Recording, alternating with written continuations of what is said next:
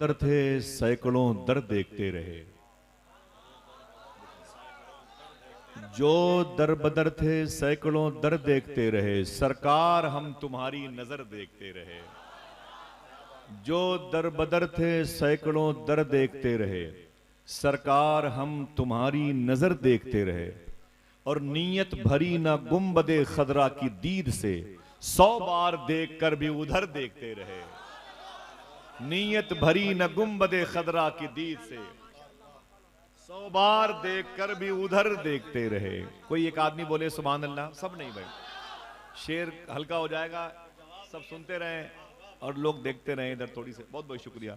नीयत भरी न गुम्बदे खदरा की दीद से 100 बार देखकर भी उधर देखते रहे। और हमको नहीं खबर है कि महशर में क्या हुआ, आका जिधर थे हम तो उधर देखते रहे। अरे भाई क्या करता, अरे भाई बहुत, हमको नहीं खबर है कि महशर में क्या हुआ, आका जिधर थे हम तो उधर देखते रहे। भाई ये जुमला मुझे नहीं कहना चाहिए वरना लालच में इसमें शामिल हो जाएगी, लेकिन एक बात बता दें आपसे, ये सारे पैसे मेरे साथ बगदाद शरीफ जाएंगे इंशाल्लाह। भाई मैं तो घर जाने का नहीं रहा, लेकिन उठ के मत आइएगा आप लोग, ठीक है? पैरों की मिट्टी मुझे दे दें ताकि मैं खाली हाथ ना जाऊं इंशाल्लाह, ठीक है? सरकार गौस पाक करम फरमाए। देखें आप, 100 बार देख कर भी उधर देखते रहे, हमको नहीं खबर है कि महशर में क्या हुआ, आका जिधर थे हम तो उधर देखते रहे। आका जिधर, शेर व शायरी का माहौल खत्म करना चाहिए, आपकी भीड़ यहाँ पर जमा है, मकसद फौत हो जाएगा। सुने आप, मैं गुजारिश करूंगा मेरे सलाम का जवाब दें, अस्सलामु अलैकुम व रहमतुल्लाहि व बरकातुहू। अब आइए दुरूद शरीफ पढ़ते हैं। बैठे रहिएगा, आपकी जब जरूरत होगी मैं आपको बुलाऊंगा मुसाफे के लिए, आप वहीं जाइएगा नहीं, अगर कहीं जाना भी होगा तो दिल छोड़ के जाइएगा, मुझे आपके दिल से मतलब है, ठीक है? सुने, दुरूद शरीफ के हवाले से प्रोफेसर वासिफ अली वासिफ ने एक बात कही है, इसे सोने की कलम से लिखना। वासिफ अली वासिफ से पूछा गया कि दुरूद पढ़ने की शर्त क्या है, तो वासिफ अली वासिफ कहते हैं दुरूद पढ़ने की एक शर्त है। कितनी ऊंची बोले? एक शर्त है। बोले वो एक शर्त कौन सी है? देखना कितने ज़हीन लोग बैठे हुए हैं। तो वासिफ अली वासिफ ने कहा दुरूद पढ़ने की एक शर्त है। कहा कौन सी? कहा दुरूद पढ़ने वाले लोग, यानी आप में से दुरूद पढ़ने वाला डिपार्ट, दुरूद पढ़ने वाले और जिस नबी पर दुरूद पढ़ा जाए, दोनों का जमाना एक होना चाहिए। समझ रहे हैं आप? तब दुरूद पढ़ना चाहिए। क्या मतलब? 200 साल पहले कोई मुजफ्फरपुर में आके इंतकाल कर गया तो उसके नाम से कोई खत भेजेंगे? बोल दे, पूछ के बोले। खत वहीं भेजेंगे जहां जवाब आने की उम्मीद हो। दुरूद भी साहिबे दुरूद की मौजूदगी में पढ़ा जाए, ये शर्त है। वासिफ अली वासिफ कहते हैं दुरूद पढ़ने की सिर्फ एक शर्त है कि दुरूद पढ़ने वाला और जिस नबी पर दुरूद पढ़े, दोनों का जमाना एक होना चाहिए, तब दुरूद पढ़ो, वरना नहीं। तो उसने कहा हम ना पढ़ें। कहा क्यों? कहा हुजूर 1500 साल, अगले साल जब आएगा ना रबीउन नूर शरीफ का, तो 1500 साल पूरे हो जाएंगे। हुजूर सल्लल्लाहु अलैहि वसल्लम 14.5 पौने 1500 साल पहले, ये 30 साल पहले की बात है, मक्के शरीफ में आए, मदीने पाक में आराम कर रहे हैं, और हम गैर मुनकसिम हिंदुस्तान में आए और आपके सामने बैठे हुए हैं। हम तो हुजूर के जमाने में नहीं थे, तो इसका मतलब हम दुरूद ना पढ़ें? वासिफ अली वासिफ ने कहा ना ना ना ना ना, ये सच है कि तू हुजूर के जमाने में नहीं था, लेकिन ये भी हकीकत है हुजूर तो तेरे जमाने में हैं। आय हाय, बोले हुजूर तो तेरे जमाने में है। बोले ये हुजूर का जमाना है? बोले बिल्कुल ये हुजूर का जमाना है। बोले सबूत दीजिए। आप हैं, नजर आ रहे हैं, आपके सर पे टोपियां हैं, नजर आ रही हैं, लिबास है, नजर आ रहा है, इश्क झलकता है, वो जाहिर है, तो हुजूर हैं, तो सबूत दीजिए। तो वासिफ अली वासिफ ने कहा बगैर किसी पिलर के अल्लाह ने आसमान को रोक रखा है, अल्लाह ने आसमान को रोक रखा है। इसका मतलब कोई है जिसकी वजह से रोक रखा है, और हुजूर ही उसकी वजह, हुजूर ही उसकी गायत, हुजूर ही उसका सबब, हुजूर ही कायनात की जान। बकौल फाजिल बरेलवी, जान है तो जहान है, वरना हट जाएं गर रसूल खुदा दरमियान से, लाखों बलाएं टूट पड़े आसमान से।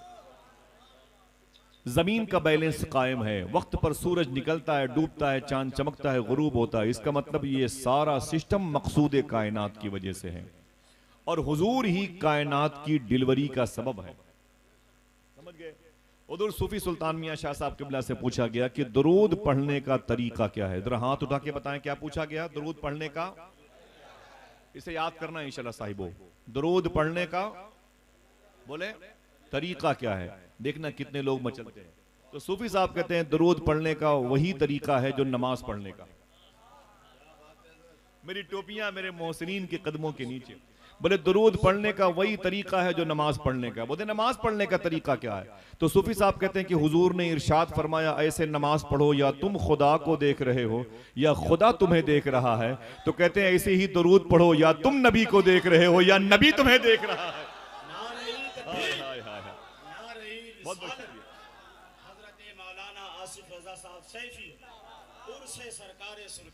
सुभान अल्लाह। या तुम नबी को देख रहे हो या नबी तुम्हें देख रहा है। बहुत बहुत शुक्रिया। आप बैठने से पूछा गया दरूद पढ़ते वक्त इसे याद कर लें। मैं अपने मिंबर के उलमाए किराम से भी बहुत अदब से गुजारिश करता हूं और मैं इनको अपने सर का साहिबान और अपने मोहसिनीन की सूरत में देखता हूं। दरूद पढ़ते वक्त पूछा गया आपकी हैयत क्या होनी चाहिए, कैसे पढ़ना चाहिए? तो सूफी साहब फरमाते हैं कि दरूद पढ़ते वक्त अपनी गर्दन झुका लेनी चाहिए, अपनी पलकें या अपना सेंस अपना ख्याल हल्का सा बाएं तरफ करना चाहिए, फिर दरूद पढ़ना चाहिए। दाएं तरफ रूह का मकाम है और बाएं तरफ दिल है, दिल बाएं तरफ दिल। फरमाते सूफी साहब जब ये आवाज दरूद की दिल तक पहुंचती है तो दिल की आवाज हुजूर की बारगाह तक पहुंचती है। समझ रहे हैं? और जब आप ऐसे दरूद पढ़ने लगेंगे, इसको लिख लें, बड़ी प्राइवेट बात है, तो 40 दिन के अंदर अंदर आपके सीने के अंदर दिल में मीठा मीठा दर्द होगा। नारे तकबीर, नारे रिसालत, फैज़ान तेगिया कॉन्फ्रेंस, हजरत पीर तरीक़त, हजरत सूफी नजीबुल्लाह साहब किबला। नारे तकबीर, नारे रिसालत।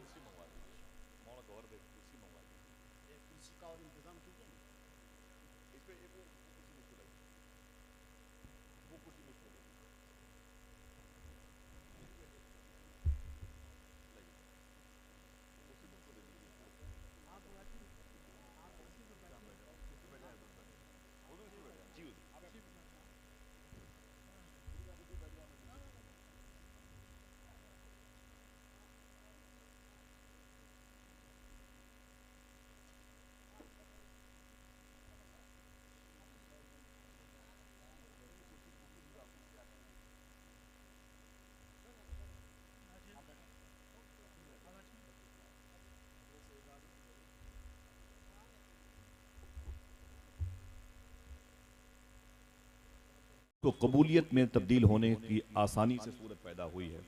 अल्हम्दुलिल्लाह रब्बिल आलमीन। सरकार गौसे आज़म के फैज़ान से अल्लाह सबको माला माल फरमाए। फैज़ सरकार सुरकाही शरीफ हमें लूटने की तौफ़ीक़ अता फरमाए और उस दरबार के ज़व्वार की खिदमत की तौफ़ीक़ अता फरमाए। अल्लाह ने कुरान शरीफ में इरशाद फरमाया क़द जाअकुम मिनल्लाहि नूर। फिर कहीं कहता है वमा अरसलनाका इल्ला रहमतल लिल आलमीन। कोई तकरीर नहीं होगी, बस बैठे रहिएगा आप। मैं कुछ बातें करता हूँ, वो बातें ऐसी, तकरीर सुनाता नहीं, बातें सुनाता नहीं, सोचता हूँ जो बातें हों उसे याद कर ली जाएं। इसीलिए मैं धीमे लहजे में बात करता हूँ कि बातें याद कर ली जाएं, ताकि मैदान मैशर में ये न कहना कि फिर न कहना हमें खबर न हुई, हमें किसी ने ये बातें बताई नहीं। उम्मन इस मौजू पर आप एक महीने से गुफ्तगू समात कर रहे हैं, लेकिन मेरी ख्वाहिश है कि मैं तरह से इस पर बात करूं अल्लाह उसके रसूल के फजल से। अल्लाह ने कुरान में जिसे नूर कहा, उस नूर से मुराद सब कहते हैं, हमने माँ के पिस्तान से यही सुनते चले आए हम कि इशारा हुजूर की तरफ है। नूर से मुराद अल्लाह के रसूल की ज़ात है। इसीलिए हुजूर की आमद के मौके पर जब बिगुल बजता है तो यही ऐलान होता है, नूर वाला आया है, नूर लेके आया है। क्या बोलते हैं आप? नूर वाला आया है, नूर लेके आया है। फिर अल्लाह फरमाता है वमा अरसलनाका इल्ला रहमतल लिल आलमीन। उसी नूर को अल्लाह ने हैयत दी और रहम की सूरत में बना करके, करम की सूरत में बना करके उसे जाहिर किया। अल्हम्दुलिल्लाह आज हुजूर की थोड़ी सी बात नूर के हवाले से और करम हुआ बिइज़्निल्लाह, हुजूर की मर्जी रही तो इन सरकारों की मौजूदगी में रहमत की सूरत में थोड़ी सी बात होगी। और यही बातें आज हिंदुस्तान की दुख भरी ज़मीन पर इंशाअल्लाह मरहम का काम करेंगी। हालात बड़े ही ख़राब हैं, समझ लें पूरे मुल्क के। तकरीबन 5 दिन पहले वीरावल में, सोमनाथ में तकरीबन 10,000 शहीदों की 1200 साल पहले की मज़ारात को पुलिस ने तकरीबन, वहाँ की हुकूमत ने 1500 पुलिस वालों को लगा करके 200 ट्रैक्टर और 30 जीसीबी लगा करके 10,000 से ज़्यादा मज़ारात को शहीद कर दिया।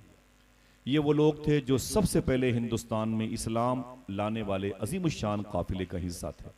हमें और आपको खबर नहीं है, आने वाले दिनों में ये हो सकता है कि हमारे गांव की, हमारे शहर की जो मस्जिदें हैं जहां अभी आवाज़ कम कराई जा रही है, आने वाले दिनों में मीनार भी उतारने का हुक्म आने वाला है।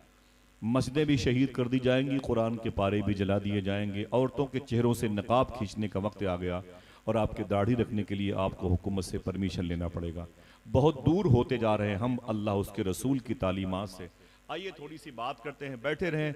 अगर दिल कहता है कि, अगर नफ्स कहता है, शर कहता है चलो, तब भी यहीं बैठे रहना, क्योंकि ये हुजूर की महफिल है। हमें हुजूर की महफिल के बारे में, स्टेटस के बारे में इल्म नहीं। पहले के दौर में औरतें जब अपने बच्चों को अपनी गोद में रखती थी ना, वो बच्चे रोते थे तो उनकी सहेलियां कहती थी, ऐ अपने बच्चे को किसी हकीम के पास दिखा दे, किसी तबीब के पास दिखा दे, किसी मुस्तशफा हॉस्पिटल में लेके चली जा। तो वो लड़कियां कहती, चल चल चल, मुझे मशवरे मत दे, मैं कहीं नहीं लेके जाऊंगी अपने बच्चे को, बस मेरा बच्चा मेरी गोद में रोता रहेगा। बोले फिर ठीक कैसे होगा? तो लड़कियां कहती थी कि 2-3 दिन के बाद मेरे दरवाजे पर हुजूर की मिलाद की महफिल होने वाली है, मैं अपने बच्चे को हुजूर की मिलाद की महफिल में लेके जाऊंगी, मेरा बच्चा रात भर हुजूर की बातें, हुजूर की नातें सुनते सुनते शिफा पा जाएगा। ये मकसद हुआ करता था। पहले के दौर में गरीब लोग हुजूर की मजलिस का इंतजार करते थे, माजूर लोग गरीब की मजलिस का इंतजार करते थे, लोग जिस्मानी तौर पर फिटनेस नहीं होते थे तो हुजूर की मजलिसों का इंतजार करते थे। ये तो मजलिस के फवायद आपको मिल रहे हैं, इसके बाद क्या होगा? सूफिया कहते हैं जहां मजलिस रसूल होती है वहां 300 साल के बाद भी अगर किसी अल्लाह के वली का गुजर होता है उस जमीन से, अगर किसी अल्लाह के वली का गुजर होता है तो वो भी यहां अपने गुलामों को लेकर ठहर जाता है और अपने मुरीदों से कहता है, यार ठहर, ये जमीन बता रही है कि इस जमीन पर कभी आमीना के लाल की बातें हो चुकी हैं।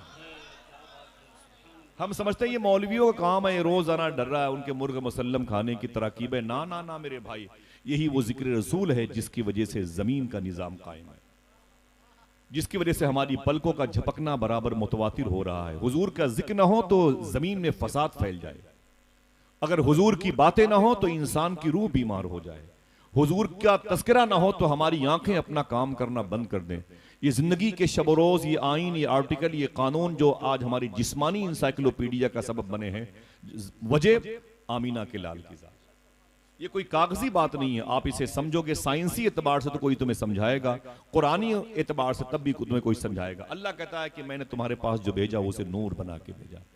क्या कहते हैं आप? नूर वाला आया है। क्या बोलते हैं? अच्छा, हुजूर को नूर वाला, अब आप यकीन करें कि नूर वाला हुजूर है तो सबूत चाहिए, सबूत चाहिए। बड़ी मशहूर बात है, जैसे आप नहीं पूछते अपने गांव के बुजुर्गों से, चचा आपकी उम्र कितनी है? तो चचा कहते हैं बेटा याद नहीं है। इतनी बात याद है कि मुजफ्फरपुर रेलवे स्टेशन पे तब सुबह शाम को 2 ट्रेनें आती थी, 2-3 दुकानें कुल थी सामने, अब तो भीड़ लगी हुई है। ऐसे ही सवाल हुजूर ने जनाब जिब्रील से किया था, जिब्रील तुम्हारी उम्र कितनी है? तो जनाब जिब्रील ने कहा था, हुजूर मुझे याद नहीं है, इतनी बात याद है कि 70,000 साल के बाद एक तारा पर्दे, चौथे पर्दे हिजाब से, चौथे हिजाब के पर्दे से चमकता था एक तारा, मैंने उस तारे को 72,000 मरतबे देखा है। मैंने 30 सेकंड में कह दिया और आपने 10 सेकंड में नारे भी लगा लिए। फिर से रिवर्स करता हूं, समझो, ठहरो, कयाम करो, फिर आगे बढ़ना। वो कहते कि एक तारा 70,000 साल के बाद चमकता था, कितने? उस तारे को मैंने 72,000 मरतबे देखा। जिब्रील कौन है? ये फरिश्तों के सरदार हैं। कह किससे रहे? जो नबियों के सरदार हैं।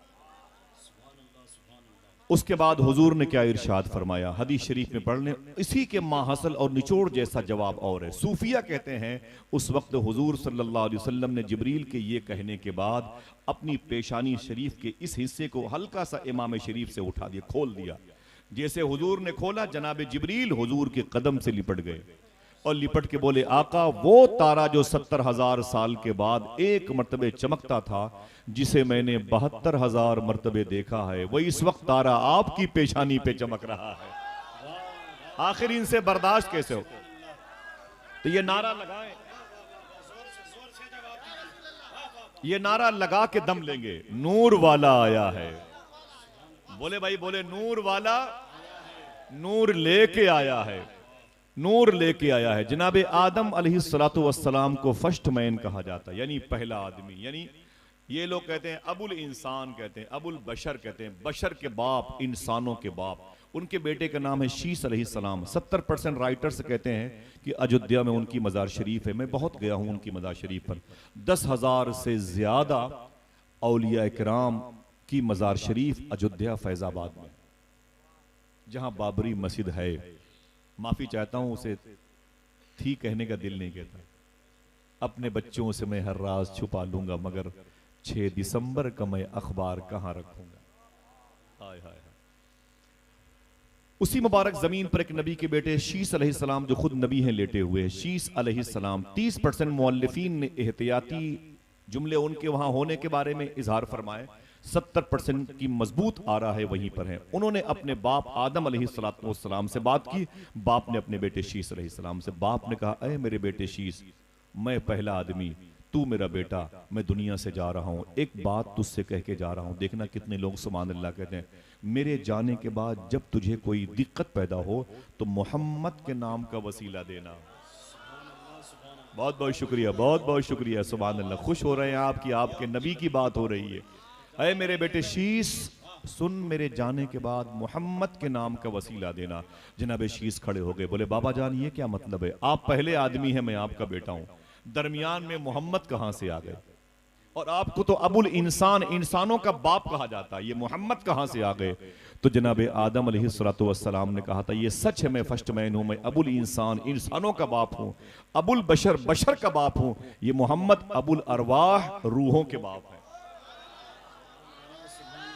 ये रूहों के बाप है। हाय हाय हाय है, ये रूहों के बाप हैं। तो जनाबे शीस अलैहिस्सलाम ने फरमाया, बहुत बहुत शुक्रिया, जनाबे शीस अलैहिस्सलाम ने फरमाया, मेरे अब्बू जान, आपको कैसे पता चला कोई मोहम्मद भी है? आपको कैसे पता चला कोई मोहम्मद भी है? तो जनाबे आदम अलैहिस्सलातु वस्सलाम कहते हैं, जन्नत पे जब मैंने अपनी आंख खोली तो मैंने क्या देखा? दरख्तों की हर पत्तियों पर जहां अल्लाह लिखा था, उसी के आगे मोहम्मद लिखा था। मेरे दिल से आवाज आई, अल्लाह वो जिसने कायनात बनाई, मोहम्मद वो जिसकी वजह से कायनात बनाई, मोहम्मद वो जिसकी वजह से कायनात बनाई है। हुजूर ही कायनात का सबब।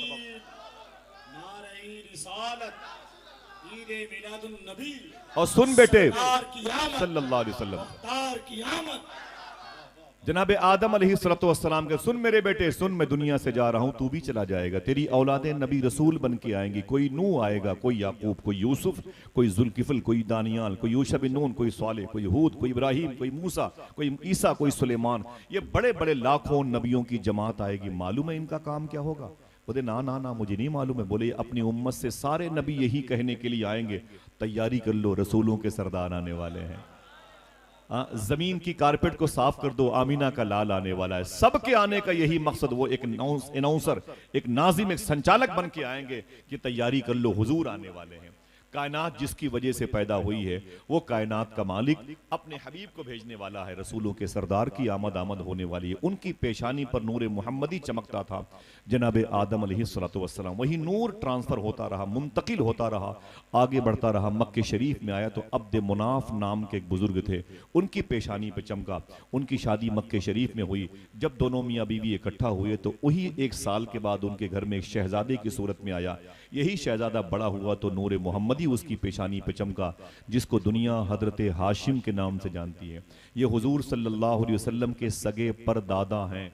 अगर किसी ने आपसे पूछ लिया कि हुजूर के सगे परदादा का नाम बताओ, तो क्या बताओगे? हजरत हाशिम। पूछी बोले। अभी इनकी पेशानी पर नूर मोहम्मदी चमका, कमाल देखें। वो कहते हैं मेरे अंदर ये खूबी पैदा हो गई, मैं जिस जमीन पर अपना पांव रखता था, जनाबे हाशिम कहते हैं, पांव उठा के आगे बढ़ जाता था, लेकिन वहां की मिट्टी कई कई दिनों तक महकती थी। लोग मुझसे कहते थे, हाशिम बड़े कमाल वाला है, तेरे पांव की मिट्टी महकती है। तो मैं कहता, ना ना ना, इसमें मेरा कोई कमाल नहीं, सारा कमाल नूर मोहम्मदी का है। उनकी शादी मदीने शरीफ में हुई। वो मदीने पाक बिजनेस करने के लिए मदीने आके बसरा जा रहे थे और लौटे तो उनकी पेशानी की चमक देखी मदीने शरीफ में। खानदान ने, उस खानदान को कबीले बनु नज्जार कहा जाता है। इसी खानदान की लड़कियों ने हुजूर सल्लल्लाहु अलैहि वसल्लम का इस्तकबाल किया था। और एक रवायत के मुताबिक कुलसूम बिन्त हारिस अंसारी रदी अल्लाह तआला अन्हा लड़की की नात को पढ़ा था, जिस नात को सुन करके फरिश्ते ही नहीं झूमे, अल्लाह का रसूल भी झूम रहा था। तलअल बद्रु अलैना मिन सनियातिल बदाई। इसी खानदान की लड़की थी, उसके माँ बाप ने देख लिया जनाब हाशिम को, बोले हाशिम तुम्हारी शादी हुई? कहा नहीं। किसके बेटे हो? कहा अब्द मुनाफ। कौन अब्द मुनाफ? बोले वो काबे का मुतवल्ली, बोले बड़े ऊंचे स्टेटस के हो। शादी नहीं हुई? कहा नहीं। कहा मेरी बेटी से शादी करोगे? फरमाया रब की मर्जी हुई। कुछ शर्तों के साथ उनकी मदीने शरीफ में शादी हो गई। हुजूर के परदादा की शादी कुछ शर्तों के साथ मदीने में हुई। जो उनके निकाह में लड़की आई थी उसका नाम था हजरत सलमा। ये हुजूर की सगी परदादी है। अगर कोई पूछे तो क्या बताओगे सगी परदादी का नाम? सबकी आवाज नहीं आई। यही दोनों मियाँ बीवी, ये दोनों अजसाम मुबारका, ये दोनों रूहें जब इकट्ठा हुई, इत्तिसाल का शरफ पाती हैं, तो इस घर में एक शहजादा पैदा हुआ 12-13 महीने के बाद, जिसको दुनिया हुजूर के दादा अब्दुल मुत्तलिब के नाम से जानती है। सुभान। जब जनाब अब्दुल मुत्तलिब पैदा हुए तो वो कहते मेरी पेशानी पर नूर मोहम्मदी चमका, तो मेरे अंदर ये कमाल पैदा हुआ, जब मैं मक्के की गली से गुजरता था तो बीमार बकरियां, बीमार जानवर मेरे करीब से गुजरते तो अल्लाह उन्हें शिफा अता फरमा देता था। लोग कहते थे अब्दुल मुत्तलिब बड़े कमाल का है, बकरियां तेरे करीब आके जिनकी थन को दूध से भरा हुआ हम देखते हैं, मरने वाली बकरियां जिंदगी पा जाती हैं। तो जनाब अब्दुल मुत्तलिब कहते मेरा कोई कमाल नहीं, सारा कमाल नूरे मोहम्मदी का है। जनाब अब्दुल मुत्तलिब कहते हैं मेरी शादी मक्के शरीफ में जिस लड़की से हुई, उस लड़की का नाम सुन के मैं अकेले अगर मैं नाम बताऊंगा तो एक आदमी जरूर सुभान अल्लाह कहेगा। उसका नाम था हजरत फातिमा रदी अल्लाह तआला अन्हा।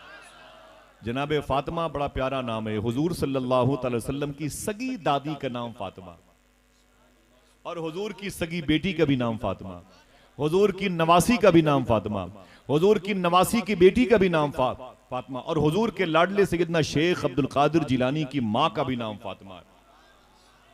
माँ का भी नाम फातिमा। वक्त होता तो इस मौजू पर बात करता, मुझे तो आप जैसे लोगों की दुआएं लेनी है। सुने आप, जनाब अब्दुल मुत्तलिब की शादी मक्के शरीफ में फातिमा नाम की लड़की से हुई। आप कहते हैं जब हम दोनों इकट्ठा हुए तो हमारे घर में 1 साल के बाद ऐसा हसीन शहजादा पैदा हुआ जिसे हुजूर सल्लल्लाहु अलैहि वसल्लम के अब्बू हजरत अब्दुल्ला के नाम से लोग जानते हैं। मक्के शरीफ में हुजूर के अब्बू पैदा हुए, जरा खुश हो जाओ, कह दो सुभान अल्लाह। ये खुशी का मकाम है। नूरे मोहम्मदी अपने असल सेंट्रल पॉइंट पे आ रहा है। अब जमीन पर नारा लगने वाला है, नूर वाला आया है, नूर लेके आया है। लोग अब दुआ मांगेंगे, सुना है आप हर आशिक के घर तशरीफ लाते हैं, मेरे भी घर में हो जाए चरागा या रसूल अल्लाह। सबसे पहले ये शेर दुआओं की सूरत में ज़मीन मक्का की गोद उठी हुई थी, और उस वक्त ज़मीन मक्का की कोख से यही आवाज़ आई थी, सुना है आप हर आशिक के घर तशरीफ लाते हैं, मेरे भी घर में हो जाए चरागा या रसूल अल्लाह। तो मक्के की ज़मीन की ये दुआ अल्लाह ने कबूल फरमाई थी। उसके बाद मदीने की ज़मीन ने दुआ मांगी, दिखा दो अपना चेहरा प्यारा प्यारा या रसूल अल्लाह, खुदा का जीते जी कर लूँ नज़ारा या रसूल अल्लाह। आका करीम सल्लल्लाहु अलैहि वसल्लम के अब्बू जनाब अब्दुल्ला पैदा हुए। प्यार से बोल दो सुभान अल्लाह। कोई ड्रामा की कैसेट नहीं है, कोई कपिल शर्मा की हंसी मजाक की दास्तान नहीं। सुनो अपने नबी की बातें। आप नहीं सुनोगे तो कौन सुनेगा? आप चुन लिए गए हो। मैं ये बातें हिंदुस्तान के फाइनेंस मिनिस्टर को नहीं सुना सकता। क्यों? वो बेतौफीक लोग हैं और आप तौफीक पाए हुए लोग हैं। समझे? बड़ी बड़ी ताकतें हिंदुस्तान के बाहर भी नितनिया हो, शेक्सपियर, मिल्टन, आइंस्टाइन, लॉर्ड मिकाले और बाइडन जैसे लोग हैं। इन कुत्तों से क्या मतलब है? अल्लाह के नबी का तस्करा तो हम जैसे फकीरों के हिस्से में आया है। आप जमीन पर नहीं बैठे, आप आसमान पर बैठे हुए। खुदा कसम, सबसे बड़े अमीर आप भी हैं, सबसे बड़े खुशकिस्मत आप भी हैं। जिनके हिस्से में हुजूर आ जाए उससे बड़ा अमीर कोई नहीं होता। मालूम है मेरे आका के अब्बू जनाब अब्दुल्ला जैसे जैसे बड़े हो रहे थे, नूरे मोहम्मदी चमकता था। वो कहते जब मैं पेड़ पौधों के करीब से गुजरता तो पेड़ पौधों की शाखें झुक झुक करके मुझे सलामी करती थी और कहती थी, अय अब्दुल्ला मुबारक हो, तेरी पेशानी पर नूरे मोहम्मदी चमकता है, तेरी पेशानी पर नूरे मोहम्मदी चमकता है। और लेकिन इस नूर को देख के ईसाइयों ने और यहूदियों ने बहुत बौखलाहट पैदा की। उन्हें यकीन हो गया कि जिस नबी के आने से मेरा दीन मलिया मेट हो जाएगा, उस नबी का नूर अब्दुल्ला की पेशानी पे चमकता है। उस वक्त दुनिया में 2 बड़ी सुपर पावर हुकूमत थी। एक को ईरान कहा जाता है, एक को रूम कहा जाता है। रूम का नाम अब इटली है और ईरान की जो हुकूमत थी वो इराक के दारुल हुकूमत बगदाद शरीफ से 40 किलोमीटर के फासले पर मदाइन एक जगह है, जहां पर वो किला हुजूर की पैदाइश पर जिसकी दीवारें फट गई थी, और वो कैसर का महल जहां कंगूरे टूटे थे वो इटली की जमीन पर। दुनिया में 2 बड़ी सुपर पावर हुकूमत थी। जब हुजूर जमीन पर आए तो उन हुकूमतों के मालिकों नजूमियों ने कह दिया था वो नबी आ गया है, आने वाला है, अब बच नहीं सकते, कहीं तुम्हारे लिए जाए पनाह नहीं है। ईसाइयों ने हुजूर के अब्बू का कत्ल करना चाहा, पूरे मक्के की पहाड़ियों में छुप छुप करके बैठा करते थे। उन दिनों एक जादूगरनी ने हुजूर के अब्बू को देख लिया, कहा रुक जाएं, ठहर गए। जनाब अब्दुल्ला, उसने कहा नाम क्या है? कहा अब्दुल्ला। बाप का नाम क्या है? बोले अब्दुल मुत्तलिब। बोले दादा का नाम? बोले हाशिम। परदादा? बोले अब्द मुनाफ। बोलो काबे के मुजावर हो, काबे के मुतवल्ली हो, जवारे काबा की खिदमत करने वाले हो, बड़े ऊंचे मकाम पर फाइज हो। बोले रब का शुक्र है, तू क्या चाहती है? उसने कहा अब्दुल्ला तेरी पेशानी पे एक नूर चमक रहा है, मुझे लालच लग रही है, तू मुझसे शादी कर ले, मैं तेरी जौजा बन जाऊं, तू मेरा जव्वज बन जाए और ये नूर जो तेरी पेशानी पे चमक रहा है मेरे पेट में आ जाए। जनाब अब्दुल्ला ने कहा ये नूर ऐसा नहीं है जो तुझ जैसी जादूगरनी के शिकम में जाए, मैं इनकार करता हूं। आप रिश्ते को ठोकर मार के अपने घर आ गए और घर वालों से कहा कि लड़कियां मक्के शरीफ की मुझे ऑफर करती हैं शादी की, इस नूर मोहम्मदी की वजह से लालच में वो पड़ जाती हैं मुझे देख करके। घर वालों ने कहा कि अल्लाह का हुक्म हुआ, जल्दी तुम्हारी शादी होगी। उस वक्त आप अकेले ही मक्के की पहाड़ियों से गुजर रहे थे, 70 ईसाइयों ने हुजूर के बाप पे हमला कर दिया। ये जिस्म के टुकड़े टुकड़े कर देना चाहते थे जनाब अब्दुल्ला को, लेकिन जिसे अल्लाह ताला सलामत रखे उसे कौन मिटा सकता है। मालूम क्या कहा था? नूरे खुदा है कुफ्र की हरकत पे खंदा जन, इनसे कह दो कि फूंकों से ये चराग बुझाया न जाएगा। आज जो इस्लाम को मिटाने के लिए बात करते हैं, सुभान अल्लाह, कल 70 साल पहले जब मुरादाबाद की जमीन पर चौराहे पर अल्लामा काफी मुरादाबादी को लेके आया गया था, जज ने कहा था काफी मुरादाबादी तेरी कोई आखिरी ख्वाहिश तो बता। तो अल्लामा काफी ने कहा था ओ कुत्ते सुन जज, मेरी आखिरी ख्वाहिश है कि मैं फांसी के फंदे पर हुजूर की नात पढ़ना चाहता हूं, हुजूर की नात। तो उसने कहा पढ़ ले मरने से पहले ये तेरी आखिरी नात होगी। तो अल्लामा काफी ने कहा था ओ कुत्ते सुन, मेरी आखिरी नात नहीं होगी, मैं दुनिया से चला जाऊंगा, लेकिन हर मजलिसों में मेरी नात पढ़ी जाएगी और आज पढ़ी जा रही है। कोई गुल बाकी रहेगा ना चमन रह जाएगा, बस रसूलुल्लाह का दीने हसन रह जाएगा। इस्लाम कोई संडीला का लड्डू नहीं जिसे हजम कर लिया जाए, इसमें इमाम हुसैन के जद्दे करीम का लहू शामिल है। आइए दोस्तों बात करते हैं हुजूर की आमद की। हुजूर नूर बन के आए हैं। क्या कोई चुपके से कह सकता है नूर वाला आया है? नूर लेके आया है, ऊंची बोले, नूर लेके आया है। जनाब अब्दुल्ला कहते मैंने अकेले तलवार निकाली और 70 के मुकाबले में सामने आ गया। वो एक तरफ तलवारें थी, एक तरफ तलवार थी और लड़ाई शबाब पर थी। एक बूढ़े बुजुर्ग ने आवाज सुनी तो उस जो है रज़्मगाह में आ गया, उस कत्लगाह में आ गया। देखा तो एक तलवार 70 तलवारों का मुकाबला कैसे कर रही है। वो उसने भी जनाब अब्दुल्ला का साथ दिया। 70 ईसाई कुछ मारे गए, कुछ भाग गए। जनाब अब्दुल्ला ने अपनी तलवार को खून से साफ किया और जैसे उसे म्यान में रखा, तलवार को रखी जैसे म्यान में, मालूम है वैसे वो बुजुर्ग करीब आए, बोले बेटे बड़े बहादुर मालूम होते हो, बूढ़ा हो गया हूं लेकिन तुम जैसा जांबाज नहीं देखा, तुम जैसा कवि बहादुर इंसान नहीं देखा, अकेले 70 को हरा दिया। तो जनाब अब्दुल्ला ने कहा मेरा कोई कमाल नहीं, कमाल नूरे मोहम्मदी का है। जैसे नूरे मोहम्मदी को उस बूढ़े ने देखा उनकी नीयत तब्दील हो गई। बोले ये नूर तेरी पेशानी पे चमकता है, बड़ा प्यारा है, तेरी शादी हुई? कहा नहीं। नाम क्या है? बोले अब्दुल्ला। बोले ओ अब्दुल्ला नाम है? बोले हाँ। तेरे बाप का नाम? बोले अब्दुल मुत्तलिब। बोले वो अब्दुल मुत्तलिब जिसके हाथ में बाबे काबा की चाबी है, जो काबे के दरवाजे की चाबी जिसके पास है? बोले हाँ। बोले वो काबे की तज़ीनकारी जिसके जिम्मे? फरमाया हाँ। तो जनाबे अब्दुल्ला से उस बूढ़े ने कहा कि मेरी एक बेटी उससे शादी करेगा। देखना कितने लोग सुभान अल्लाह कहते मेरी एक बेटी शादी करेगा। तो जनाबे अब्दुल्ला ने कहा तेरा नाम क्या है? उसने कहा मेरा नाम वहब है। ये 2 नाम मैं लूंगा, वहब का और उनकी बीवी का। हुजूर गौस पाक ने एक बुजुर्ग को बशारत में फरमाया था कि जिसकी दुआएं कबूल ना हो, इन दोनों नाम के वसीले से दुआ करे, अल्लाह उसकी दुआएं कबूल कर लेगा। हाथ उठा के वादा करें, याद करेंगे इन दोनों नाम को इंशाल्लाह।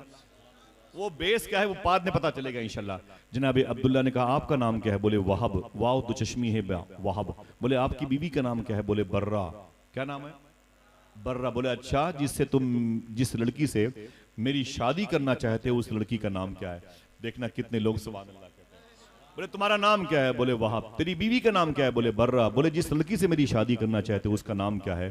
तो उस बूढ़े ने कहा कि उसको दुनिया बीबी आमीना रदी अल्लाह तआला अन्हा के नाम। नाम तुम्हारा लब पे आए, मीठा मीठा मुंह हो जाए। अम्मी आमिना का नाम सुना तो जनाब अब्दुल्ला को मिठास पैदा हुई। बेइज़्निल्लाह रब की मर्जी थी, दिल में मुस्कुराहट और तमानत कल्बी का एहसास हुआ। घर आए, रिश्ते की बात हुई। हुजूर के अब्बू की शादी हुजूर की माँ अम्मी आमिना से हो गई। किस महीने हुई कहो तो बता दूं? चुपके से बताऊंगा ताकि सब न सुनने पाए। बता दूं, रजब शरीफ के महीने में शादी हुई।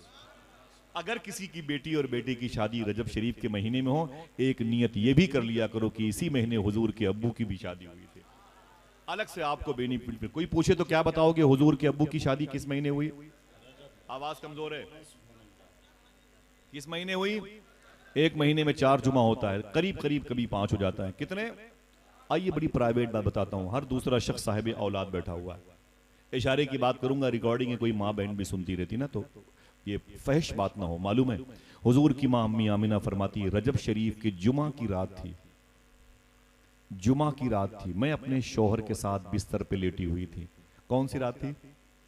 देखना उलमा किराम मुस्कुराते कितना है, और आप मुस्कुराइएगा जो समझ लीजिएगा। ज्यादा मुझे ओपन करने के लिए हुक्म मत दीजिएगा वरना बात खराब हो जाएगी, ठीक है? ये अदबी महफिल है। अम्मी आमिना फरमाती, मैं जुमा की रात थी, रजब शरीफ के महीने में, अपने शौहर के साथ बिस्तर पे लेटी हुई थी। उसी रात अल्लाह के हुक्म से नूर मोहम्मदी ट्रांसफर हुआ और मेरे शौहर की पुश्त में आया, पीठ में, और फिर वहां से ट्रांसफर होकर के मेरे पेट में तशरीफ लाया। एक मिनट, ये जमीन बुजुर्गों की है, दुर्वेशों की है, मस्तानों की है। असल मौका यही है कि अपने हाथ को उठा के कह दिया जाए, अस्सलातु वस्सलामु अलैका। फिर से बोले। शेख अब्दुल हक मुहद्दिस देहलवी फरमाते हैं कि लोग कहते हैं कि दुशंबा का दिन अफजल है, इस दिन हुजूर जमीन पर तशरीफ लाए। वो कहते हैं ना, मेरी नजर में जुमा का दिन अफजल है, इस दिन हुजूर अपनी माँ के पेट में तशरीफ लाए। फिर से बोले, अस्सलातु वस्सलामु अलैका।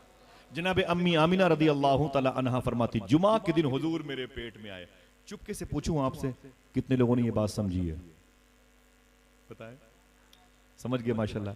जिनकी गोद खाली है, अल्लाह उसको इस जिक्र के सदके में उसकी गोद को भर दे। आमीन कह दो। समझ गए आप?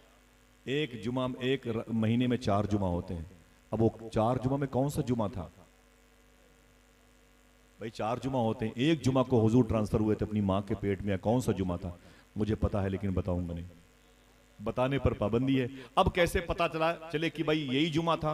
तो सूफिया कहते हैं रजब शरीफ के महीने में हर जुमा को 100 मरतबे दरूद शरीफ पढ़ा करो, कभी न कभी तो उस लम्हे से मुलाकात हो ही जाएगी। राज दिल का आईना है, उसको छुपा कर रखो, वरना टूट जाएगा हर जगह दिखाने से। हुजूर सल्लल्लाहु अलैहि वसल्लम अपनी माँ के पेट में। रजब शरीफ के बाद शाबान का महीना आता है। कौन सा? शाबान के बाद कौन सा महीना? रमजान का। बोले भाई, बात मक्के की हो रही है, रमजान के रोजे अभी फर्ज नहीं थे। हुजूर सल्लल्लाहु अलैहि वसल्लम के अब्बू जनाब आमिना अपनी बीवी के पास आए। बोले, अरे मेरी बीवी आमिना, 2 महीने हुए हैं शादी को, मैं बिजनेस करने के लिए मुल्क शाम जाना चाहता हूँ। मुल्क शाम कहाँ है मालूम है? जैसे इंडिया, भारत और हिंदुस्तान 3 नाम है ना, 3 नाम है, इंडिया, भारत, हिंदुस्तान। वैसे मुल्क शाम के 2 नाम है, एक शाम और सीरिया। क्या? सीरिया और शाम। इसकी राजधानी को अंग्रेज दां तबका दमिश्क बोलता है, उर्दू पढ़े लिखे लोग दमिश्क बोलते हैं। इसी दमिश्क की राजधानी में वो बुजुर्ग मोमिनों के, अमीर मुसलमानों के बादशाह लेटे हुए हैं, जिनको उमर बिन अब्दुल अजीज कहा जाता है, जिनके दौर में शेर और बकरी एक घाट पर पानी पीते थे। बहुत बड़ी बात है, बहुत बड़ी बात है इस दौर को। अब तो बकरी बकरी के साथ पानी पीने को तैयार नहीं। हाँ, समझे?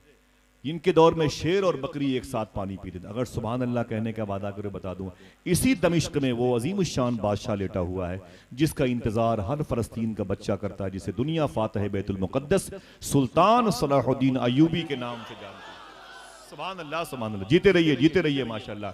अल्लाह इन आवाजों को तक़वियत बख्शे और फलस्तीन के शहीदों के काम आ जाए। अल्लाह आमीन कह दें। इसी जमीन दमिश्क पर वो अजीम शान सहाबी रसूल लेटे हुए हैं, जिनका बरकत वाला नाम इन उलमा के ज़बान मुबारक पर है, जिन्हें सैफुल्लाह का टाइटल हुजूर ने दिया था। खालिद इब्न वलीद जिनका नाम था। बोले तड़प के सुभान अल्लाह। इसी जमीन पर वो बुजुर्ग लेटे हुए हैं, जिनको आपने देखा होगा लॉकडाउन में बहुत मशहूर एक सीरियल था, वो खिलाफत उस्मानिया के हवाले से। मैंने उसको 1 से 1.5 मिनट देखा है, कभी देखा है, उससे ज़्यादा नहीं देखा। तारीख उनकी बड़ी प्यारी है। वो जो सीरियल तो बात वो मिजाज के खिलाफ है। उसमें एक बुजुर्ग की तस्वीर दिखाई जाती थी, वो तो मसनूई है, मैं उसका कायल नहीं हूँ। उनका नाम है शेख अकबर शेख मुहिउद्दीन इब्न अरबी रहमतुल्लाह अलैह। ये गौस पाक सरकार के रूहानी व जिस्मानी बेटे हैं। जिस्मानी मैंने क्यों कहा यह तन्हाई में पूछे तो बता दूंगा। इनकी भी मजार शरीफ यहीं दमिश्क में है, समझ गए? उसी के करीब में कब्रस्तान है। इसी कब्रस्तान में इमाम हुसैन के बेटी मखदूमा सुकैना की मजार शरीफ है। अगर कोई बोले तो बता दूं, इसी कब्रस्तान में इमाम हुसैन की बहन मखदूमा ज़ैनब सानिया ज़हरा लेटी हुई है। इसी कब्रस्तान में मखदूमा फातिमा की नौकरानी मखदूमा फिज़ा लेटी हुई हैं। इसी कब्रस्तान में, अब देखना कौन सुभान अल्लाह कहता है, इसी कब्रस्तान में मौज़िन रसूल सरकार बिलाल हबशी भी लेटे हुए हैं।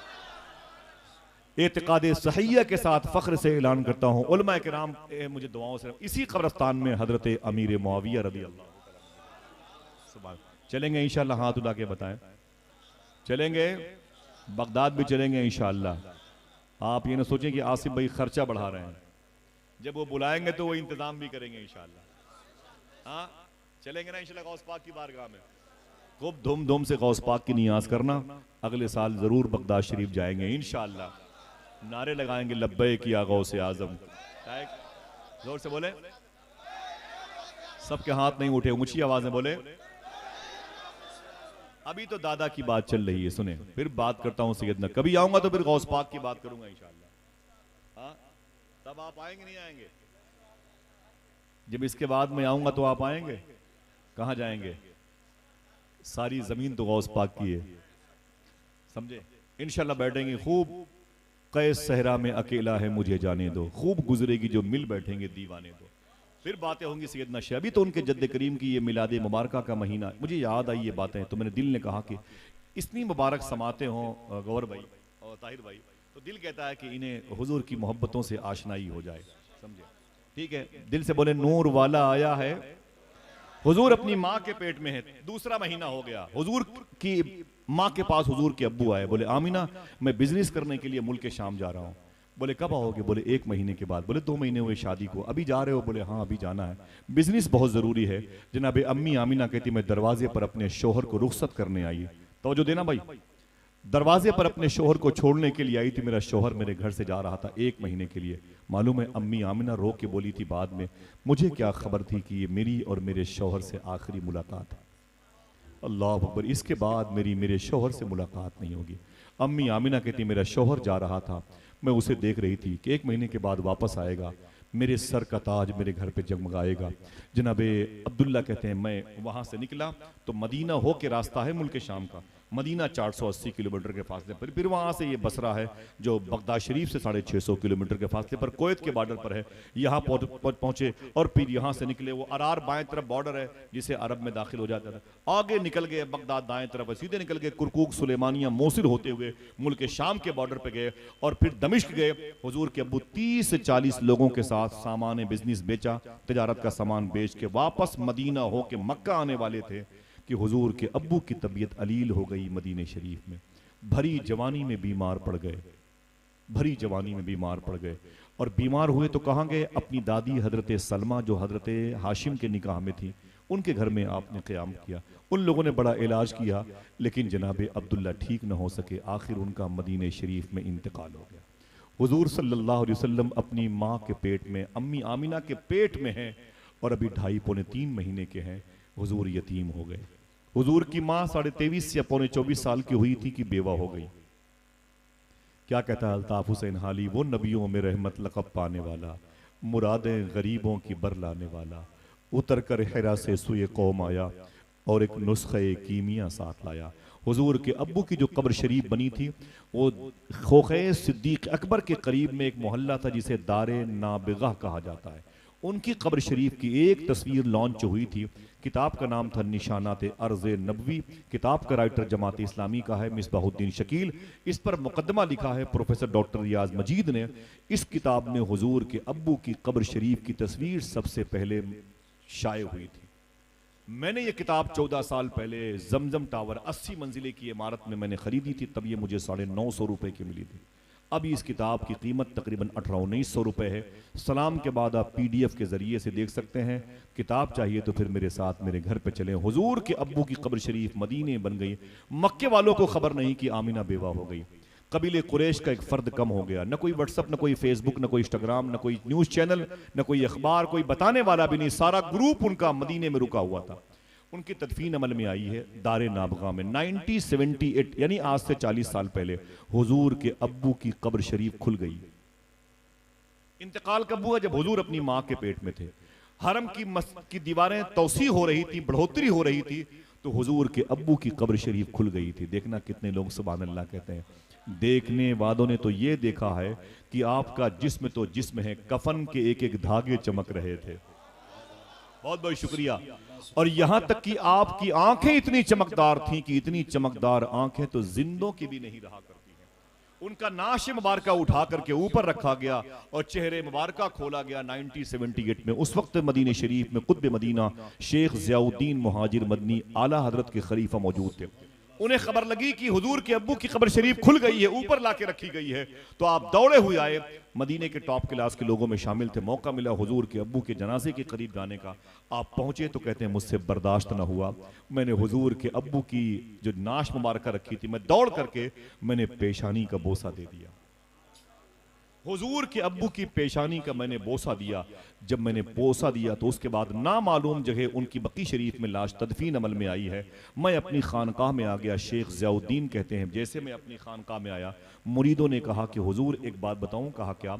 जिस वक्त आप हुजूर के अब्बू की पेशानी का बोसा दे रहे थे, उस वक्त आपकी दाढ़ी के नीचे के बाल हुजूर के अब्बू के रुखसार का बोसा दे रहे थे।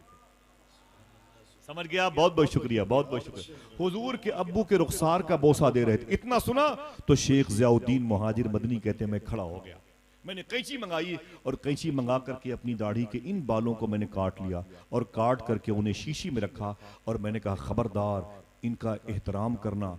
मैंने इसे इसलिए काट के अलग कर लिया, मैं डर गया अगर मैं कहीं वजू करने चला गया तो मेरी दाढ़ी के बाल में पानी लगेगा, पानी नालियों में जाएगा। ये वही बाल हैं जिन बालों ने हुजूर के अब्बू के रुखसार के बोसे दिए।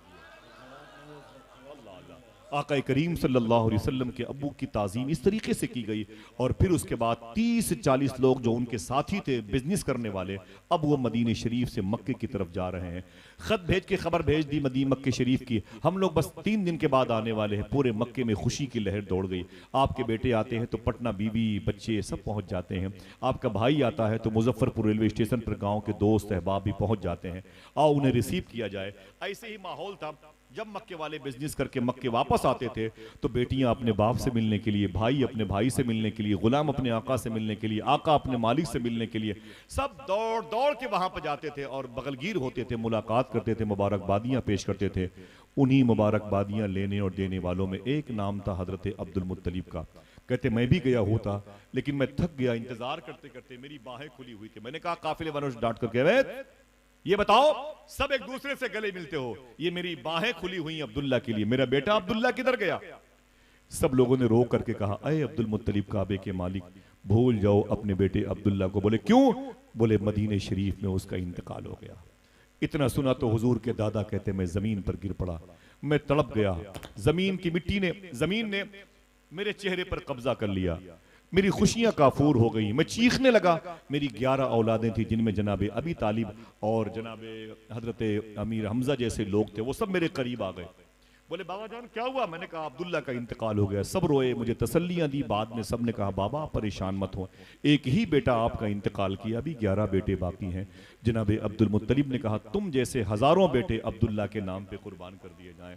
मेरे बेटे अब्दुल्ला की किस्मत के की यावरी के बारे में तुम्हें इल्म नहीं, कितना प्यारा, कितना मुजस्सम, कितना अनवार, कितना तजल्लियात लेके वो नजर आता था मक्के में, वो कैसे इंतकाल कर गया। वो रोने लगे, मुझे वो सहारा दो और मुझे मेरे घर ले चलो।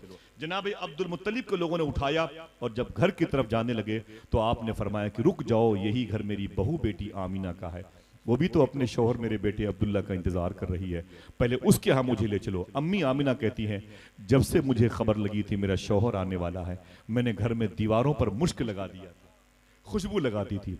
घर की दरो दीवार को मैंने मुश्क और ज़ाफ़रान में डुबो दिया था। मैंने बिस्तर के सिलवटों को ख़त्म कर दिया था। मैंने अपने लिबास बड़े पाकीज़ा रखे थे। घर के बर्तनों को बहुत साफ़ो शफाफ आईने में तब्दील कर दिया था। मैं ही नहीं, मेरे घर की दीवारें मेरे शौहर का इंतज़ार करती। मेरा शौहर आ रहा था, मेरा सरताज आ रहा था, मेरे सर का ताज आ रहा था। मेरे ख्वाब की ताबीर मेरे घर में 1 महीने के बाद आने वाली थी। अम्मी आमिना कहती जैसे जनाब अब्दुल मुत्तलिब के उनके बेटों के कदम की आवाज़ मेरे घर पे आए, मेरा दिल धक धक धकने लगा। शायद इन्हीं आवाज़ों में मेरे बेटे के कदम की आवाज़ भी हो। कहती मैं दरवाजे पर आ गई। जब मैं दरवाजे पर आई तो देखा तो मेरे खानदान के लोग थे, वो खड़े रो रहे थे। मैंने कहा मेरा शौहर आ रहा है, आज तो खुशी का दिन है, आप रोते क्यों हैं? तो जनाब अब्दुल मुत्तलिब ने कहा बेटी किसका इंतज़ार कर रही है? तो मैंने कहा मैं अपने शौहर का इंतज़ार कर रही हूँ। मैंने घर की सारी चीज़ें बहुत सलीके से रखी हैं, आज इस घर का मालिक आने वाला है। ऐसा क्यों करती हैं लड़कियां? वसीम बरेलवी ने एक हदीस शरीफ की तर्जुमानी की थी, उसूलों पर जो आँच आए तो टकराना ज़रूरी है, जो जिंदा हो तो फिर जिंदा नजर आना ज़रूरी है, और थके हारे परिंदे जब बसेरे के लिए लौटें तो सलीका मंद शाखों का लचक जाना ज़रूरी है। ये हुजूर की हदीस शरीफ है। वो लड़कियां जो अपने शौहर का मुस्कुरा करके इस्तकबाल करती हैं, हदीस के इस टुकड़े पर अमल करती हैं जो शेर की जामियत में खुशबुएं बिखेरता है। अम्मी आमिना कहती है मैं अपने शौहर का इंतजार कर रही हूँ। जनाब अब्दुल मुत्तलिब रोने लगे, बोले ना ना ना ना ना भूल जा आमिना अपने शौहर को। बोले क्यों? बोले तेरे शौहर का मदीने में इंतकाल हो गया। इतना सुना तो अम्मी आमिना चीख पड़ी। वो कहती मैं जमीन पर गिर गई और रोने लगी। मेरी सारी खुशबुओं की जुल्फें बेतरतीब हो गई, मेरी जमीन, मेरे चेहरे में खाक आलूद हो गया, मेरी सारी खुशियों के आशियाने उजड़ गए, मेरे ख्वाब जो अच्छी ताबीर देने वाले थे उनके रोशनी के चिराग बुझ गए। मैं बेकरार हो गई, चीख रही थी। कबीले की औरतें मुझे तसल्ली पे तसल्ली देती जाती थीं। अचानक अम्मी आमिना कहती है बहुत देर तक मैं रोती रही तो मैं खामोश हो गई। जब खामोश हुई तो साइलेंट हो गई, सुकूत और जमूद तारी हुआ। खामोश हुई तो अचानक मेरे पेट से आवाज आई। देखना कितने लोग सुभान अल्लाह कहते हैं। अम्मी आमिना कहती मेरे पेट से आवाज आई, अरे मेरी माँ आमिना मत रो मत रो मत रो, तुझे खबर नहीं है मैं जमीन पर रोने वालों को हंसाने के लिए आने वाला हूँ। ना ना ना मेरी माँ मत रो, वो नबियों में रहमत लक़ब पाने वाला, मुरादे गरीबों की बरलाने वाला, उतर कर हिरा से सुए कौम आया और एक नुस्खे कीमिया साथ लाया। अम्मी आमिना फरमाती मैं उठ के बैठ गई। मैंने कहा जाओ जाओ अपने कबीले वालों, जाओ अपने घर जाओ, मुझे छोड़ दो, मेरे रहमो करम पे छोड़ दो। कहा क्यों? कहा मेरे शौहर ने इंतकाल से पहले मेरे पेट में अपनी मोहब्बत की निशानी दे रखी है। काफिले वाले अपने घर चले गए। अम्मी आमिना कहती भी तीसरा महीना, चौथा महीना, पांचवां, छठवां, सातवां, आठवां, नौवां महीना आया। देखना कितने लोग सुभान अल्लाह कहते हैं। अम्मी आमिना फरमाती हैं चौथे, पांचवें, छठवें, सातवें, आठवें, नौवें महीने में ऐसा कोई महीना नहीं होता था, ऐसा कोई महीना नहीं होता था जिस महीने कोई न कोई नबी मेरे ख्वाब में ना आता हो और ये कहता हो कि आमिना मुबारक हो, रसूलों के सरदार आने वाले हैं, आमिना मुबारक हो, रसूलों का ताजदार आने वाला है। अल्लाह अल्लाह नारा लगेगा नूर वाला आया है। बोलो बोलो बोलो नूर वाला आया है। जीते रहिए माशाल्लाह। अल्लाह मेरे भाइयों को बगदाद दिखा दे। हुजूर अपनी माँ के पेट में है। मालूम है आपको हम क्यों कहते हैं आपसे, सरकारों की मौजूदगी क्यों कहते हैं आपसे बदअकीदों से बच के रहो। हुजूर की अम्मी की कब्र पे डायनामाइट लगा के उनकी कब्र को उड़ा दिया वहाबियों ने और कहा इनका ईमान सलामत नहीं। आप कहते हैं मौलवियों के झगड़े हैं, हाँ ये जिनकी 4000 रुपए तनख्वाह है इनके झगड़े हैं। क्यों किसी से लड़ेंगे मेरे भाई? हुजूर की माँ की कब्र शरीफ पर बम नस्ब किया और उसे रिमोट से उड़ा दिया और कहा हुजूर की माँ काफिरा थी, उनका ईमान साबित नहीं। अरे जालिम कहीं के 9-10 महीने हुजूर ने उनके शिकम में कयाम किया है। हाँ हुजूर की हदीस शरीफ अपनी जगह पर मुसल्लम है। मालूम है हुजूर गुजर जाए तो रोशनी फैल जाती है। जिसका अकीदा है ऊंची बोले। मैंने जो बात कही ऐसे नहीं हवा में उड़ाई, खिताबत का जौहर नहीं। एक बुजुर्ग है उनका नाम है इमाम जलालुद्दीन सयूती। नाम फिर से लूं, इमाम जलालुद्दीन सयूती रहमतुल्लाह अलैह। ये लेटे हुए हैं मिस्र की जमीन पर। मैंने इनका नाम 2 मरतबे लिया, पता बता दिया, फिर भी आपने सुभान अल्लाह नहीं कहा। अब कह सकते हैं ये इतने बड़े बुजुर्ग हैं कि जिन्होंने 75 मरतबे ख्वाब में हुजूर को देखा है। बहुत बड़े बुजुर्ग हैं। ये कहते हैं मैं एक कब्रिस्तान के करीब से गुजरा, मैं एक कब्रिस्तान के करीब से गुजरा तो मैंने क्या देखा, हर कब्र में मुझे रोशनी नजर आ रही थी। बहुत बहुत शुक्रिया। हर कब्र में मुझे रोशनी नजर आ रही थी, हर कब्र में मुझे रोशनी नजर आई, लेकिन एक कब्र में रोशनी बहुत ज्यादा थी। एक कब्र ज्यादा रोशन थी, बकिया सारी कब्रों में रोशनी नजर आई। इमाम सयूती फरमाते हैं मैं उस कब्र के पास गया जिसमें रोशनी ज्यादा थी। मैंने जाके सलाम किया, अंदर से जवाब आया। ऐसा क्यों हुआ? वो कब्र के मुर्दों से बातें करते थे। कोई दिक्कत?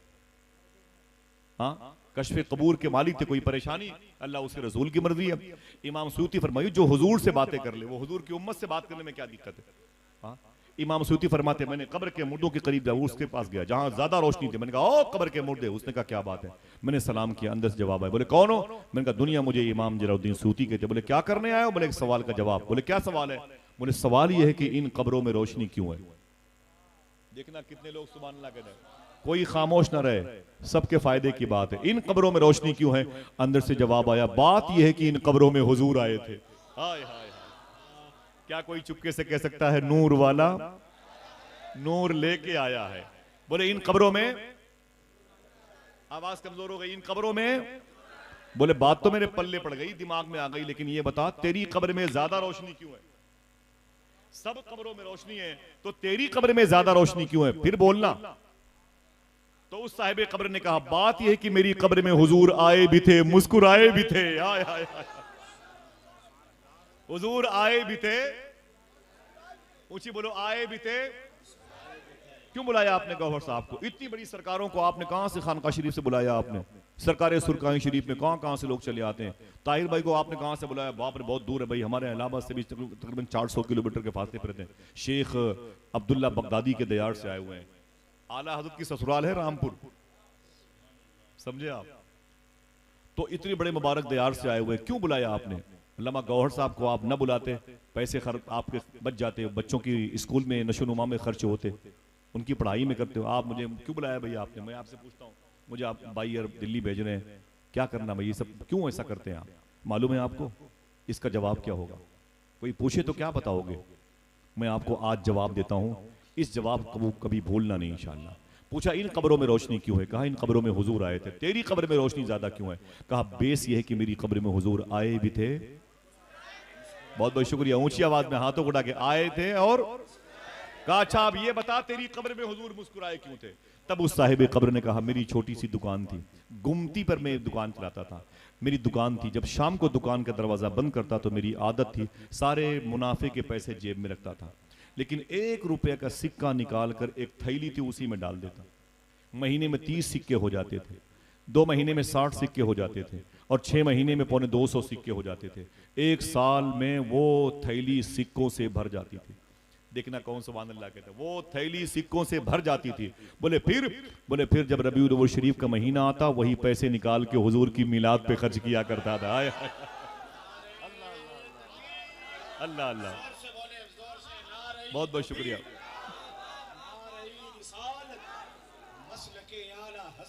मैं कमरे में था, मैंने इशा की नमाज नहीं पढ़ी थी। ना ना ना ना, मैं नमाज पढ़ने के लिए तैयार था, तो उस वक्त मैंने सुना कि वो कलाम पढ़ा कि भाई मेरे भाई पढ़ रहे थे, खुदा खुद मेरे मजलिस बूद अंदर लामका खुसरू मोहम्मद शब में महफिल बूद शब जाएगी मन। सुभान अल्लाह। मैंने कहा मैं नमाज पढ़ूंगा इंशाल्लाह बाद में। ऐसा कलाम, प्यारा कलाम था। हुजूर की मिलाद के आदाब जिनको आ जाते हैं ना, उनको इसकी रोशनी हासिल हो जाती है। तो आप ये कह सकते हैं नूर वाला आया है। भाई पैसा हमारा है, हम हुजूर के नाम पे खर्च करें, तुझको इससे क्या? हम हुजूर के नाम पे कुर्बान करें, तुझको इससे क्या मतलब? भाई जिसको जिससे फायदा होता है वो उसी से मोहब्बत करता है, उसी के नाम पे लुटता भी है और अपने आप को लुटाता भी है। जान दी हुई उसी की थी, हक तो ये है कि हक अदा ना हुआ। आका करीम सल्लल्लाहु अलैहि वसल्लम अपनी माँ के पेट में हैं। सुभान अल्लाह बोलेंगे। कहती है 4, 5, 6, 7, 8, 9 महीने में कोई ऐसा महीना नहीं होता जब कोई ना कोई नबी ना आता हो। और कहता हो अय आमिना मुबारक हो, रसूलों के सरदार आने वाले मुबारक हो। और मालूम है आपको मक्के शरीफ में जो कुआं है ना, कुआं पानी, ये वाटर लेवल बहुत नीचे है भाई, बहुत नीचे। आपके यहाँ जो 2-2, 3-3 रस्सियां लगती है ना, 200 कहीं इतनी 2-2, 3-3 रस्सियां वहां लगती हैं आपके यहाँ के हिसाब से। बहुत वाटर लेवल नीचे है, बड़ी मेहनत से 1 बाल्टी पानी निकलता है मक्के शरीफ के कुएं से। अब तो समरसेबल का सिस्टम हो गया। अम्मी आमिना फरमाती हैं कुएं बड़े गहरे होते मक्के के। मैं पानी निकालने रस्सी और बाल्टी लेके जाती थी, लेकिन कब तक? जब तक हुजूर मेरे पेट में नहीं आए थे। जब तक हुजूर मेरे पेट में नहीं आए थे, मैं रस्सी भी लेके जाती और बाल्टी भी लेके जाती थी। बाल्टी से मुराद वो चमड़े का छागल है, वरना मुझसे पूछे बाल्टी साबित कीजिए, है कि नहीं? समझ गए? हुजूर की मां फरमाती है जब हुजूर मेरे पेट में आ गए तो मैंने रस्सी कभी इस्तेमाल नहीं की। मैं चुप हूं, देखूं कितनी देर के बाद आप सुभान अल्लाह कहते हैं। वाटर लेवल बहुत नीचे है, पानी बहुत नीचे है भाई। अम्मी आमिना फरमाती है जब हुजूर मेरे पेट में आए तो मैंने कभी बाल्टी ली तो, लेकिन रस्सी कभी नहीं ली। कभी रस्सी लेके कुएं पर गई नहीं। उनकी सहेली ने कहा कि आमिना क्या बात है, पानी भरने जाती है बगैर रस्सी के और भर के चली जाती है, ये क्या मतलब है? तो अम्मी आमिना फरमाती चल चल चल चल मेरे साथ चल, और तू भी बाल्टी ले ले। अम्मी आमिना फरमाती मैं उसे ले लेती।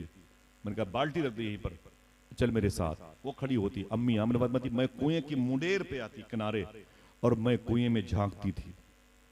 मैं कुएं में पानी की तरफ मैं देखती थी, पानी मेरे पेट में हुजूर को देख के मचलता था। हाय हाय, जरा मोहब्बत से कह दो सुभान अल्लाह। पानी के दाएं बाएं जाने कोई रास्ता नहीं, अब जो मचल रहा है तो कैफियत ऊपर जा रही है। वो पानी मचलते मचलते अम्मी आमिना कहती मेरे तलवे के पास आ जाता था, और मैं बाल्टी डाल के पानी भर लेती थी, मेरी सहेलियां भी भर लेती थी। यही नहीं, देखना कितने लोग सुभान अल्लाह कहते हैं। अम्मी आमिना फरमाती जब तक मैं खड़ी रहती थी पानी भी रुका रहता था। क्यों? नूर वाला आया, आ रहा है आमिना का लाल। आका करीम सल्लल्लाहु अलैहि वसल्लम की आमद होने वाली है। ऊंची आवाज में बोलिएगा सरकार की आमद। अम्मी आमिना फरमाती है कि आहिस्ता आहिस्ता रबीउन नूर शरीफ का मुबारक महीना आ गया।